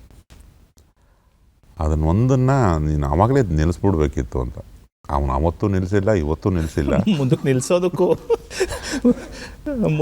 ನಿಲ್ಲಿಸ್ತೀರಾ ಅಂತಲೂ ನನಗೆ ಅನ್ನಿಸ್ತಿಲ್ಲ. ಹೌದು. ಕನ್ನಡ ಚಿತ್ರರಂಗದಲ್ಲಿ ನಿಮ್ಮದೊಂದು ಲೆಗಸಿನ ಉಳಿಸಿದ್ದೀರಾ ಅನ್ನೋ ನಂಬಿಕೆ ನಮ್ಮದು. ಆದರೆ ಅದನ್ನು ಇನ್ನೂ ದೊಡ್ಡದಾಗಿ ಬೆಳೀಲಿ, ಇನ್ನು ಬೆಳೆಸ್ತೀರಾ ಅನ್ನೋ ನಂಬಿಕೆ ನಮಗಿದೆ. ಖಂಡಿತ. ಆ ಜವಾಬ್ದಾರಿ ನಿಮ್ಮ ಮೇಲಿರಲಿ. ಸ್ವಲ್ಪ ಸೀರಿಯಸ್ ಆಗಿ ನಮ್ಮ ಚಂದನ ವಾಹಿನಿಯ ಸಮಸ್ತ ಪ್ರೇಕ್ಷಕರ ಪರವಾಗಿ ನಿಮಗೆ ಧನ್ಯವಾದಗಳನ್ನು ತಿಳಿಸ್ತಾ ಈ ಕಾರ್ಯಕ್ರಮವನ್ನು ಈಗ ಮುಕ್ತಾಯಗೊಳಿಸ್ತಾ ಇದ್ದೀವಿ. Thank you. ಜೈ ನಾಡು, ಜೈ ದೂರದರ್ಶನ. ಮತ್ತೊಮ್ಮೆ ಮಗದೊಮ್ಮೆ ಬರ್ತಾ ಇರೋಣ, ಮಾತಾಡ್ತಾ ಇರೋಣ, ಸಿಗ್ತಾ ಇರೋಣ. Thank you. ತಾರೆಯರ ಅಂತರಾಳದ ಮಾತುಗಳನ್ನು ಕೇಳುವ ತಾರಾಂತರಂಗ ಕಾರ್ಯಕ್ರಮ ವೀಕ್ಷಿಸಿದ್ರಿ. ಮುಂದಿನ ವಾರ ಮತ್ತೊಬ್ಬ ಅತಿಥಿಯೊಂದಿಗೆ ಭೇಟಿಯಾಗೋಣ. ಅಲ್ಲಿಯವರೆಗೂ ನಮಸ್ಕಾರ.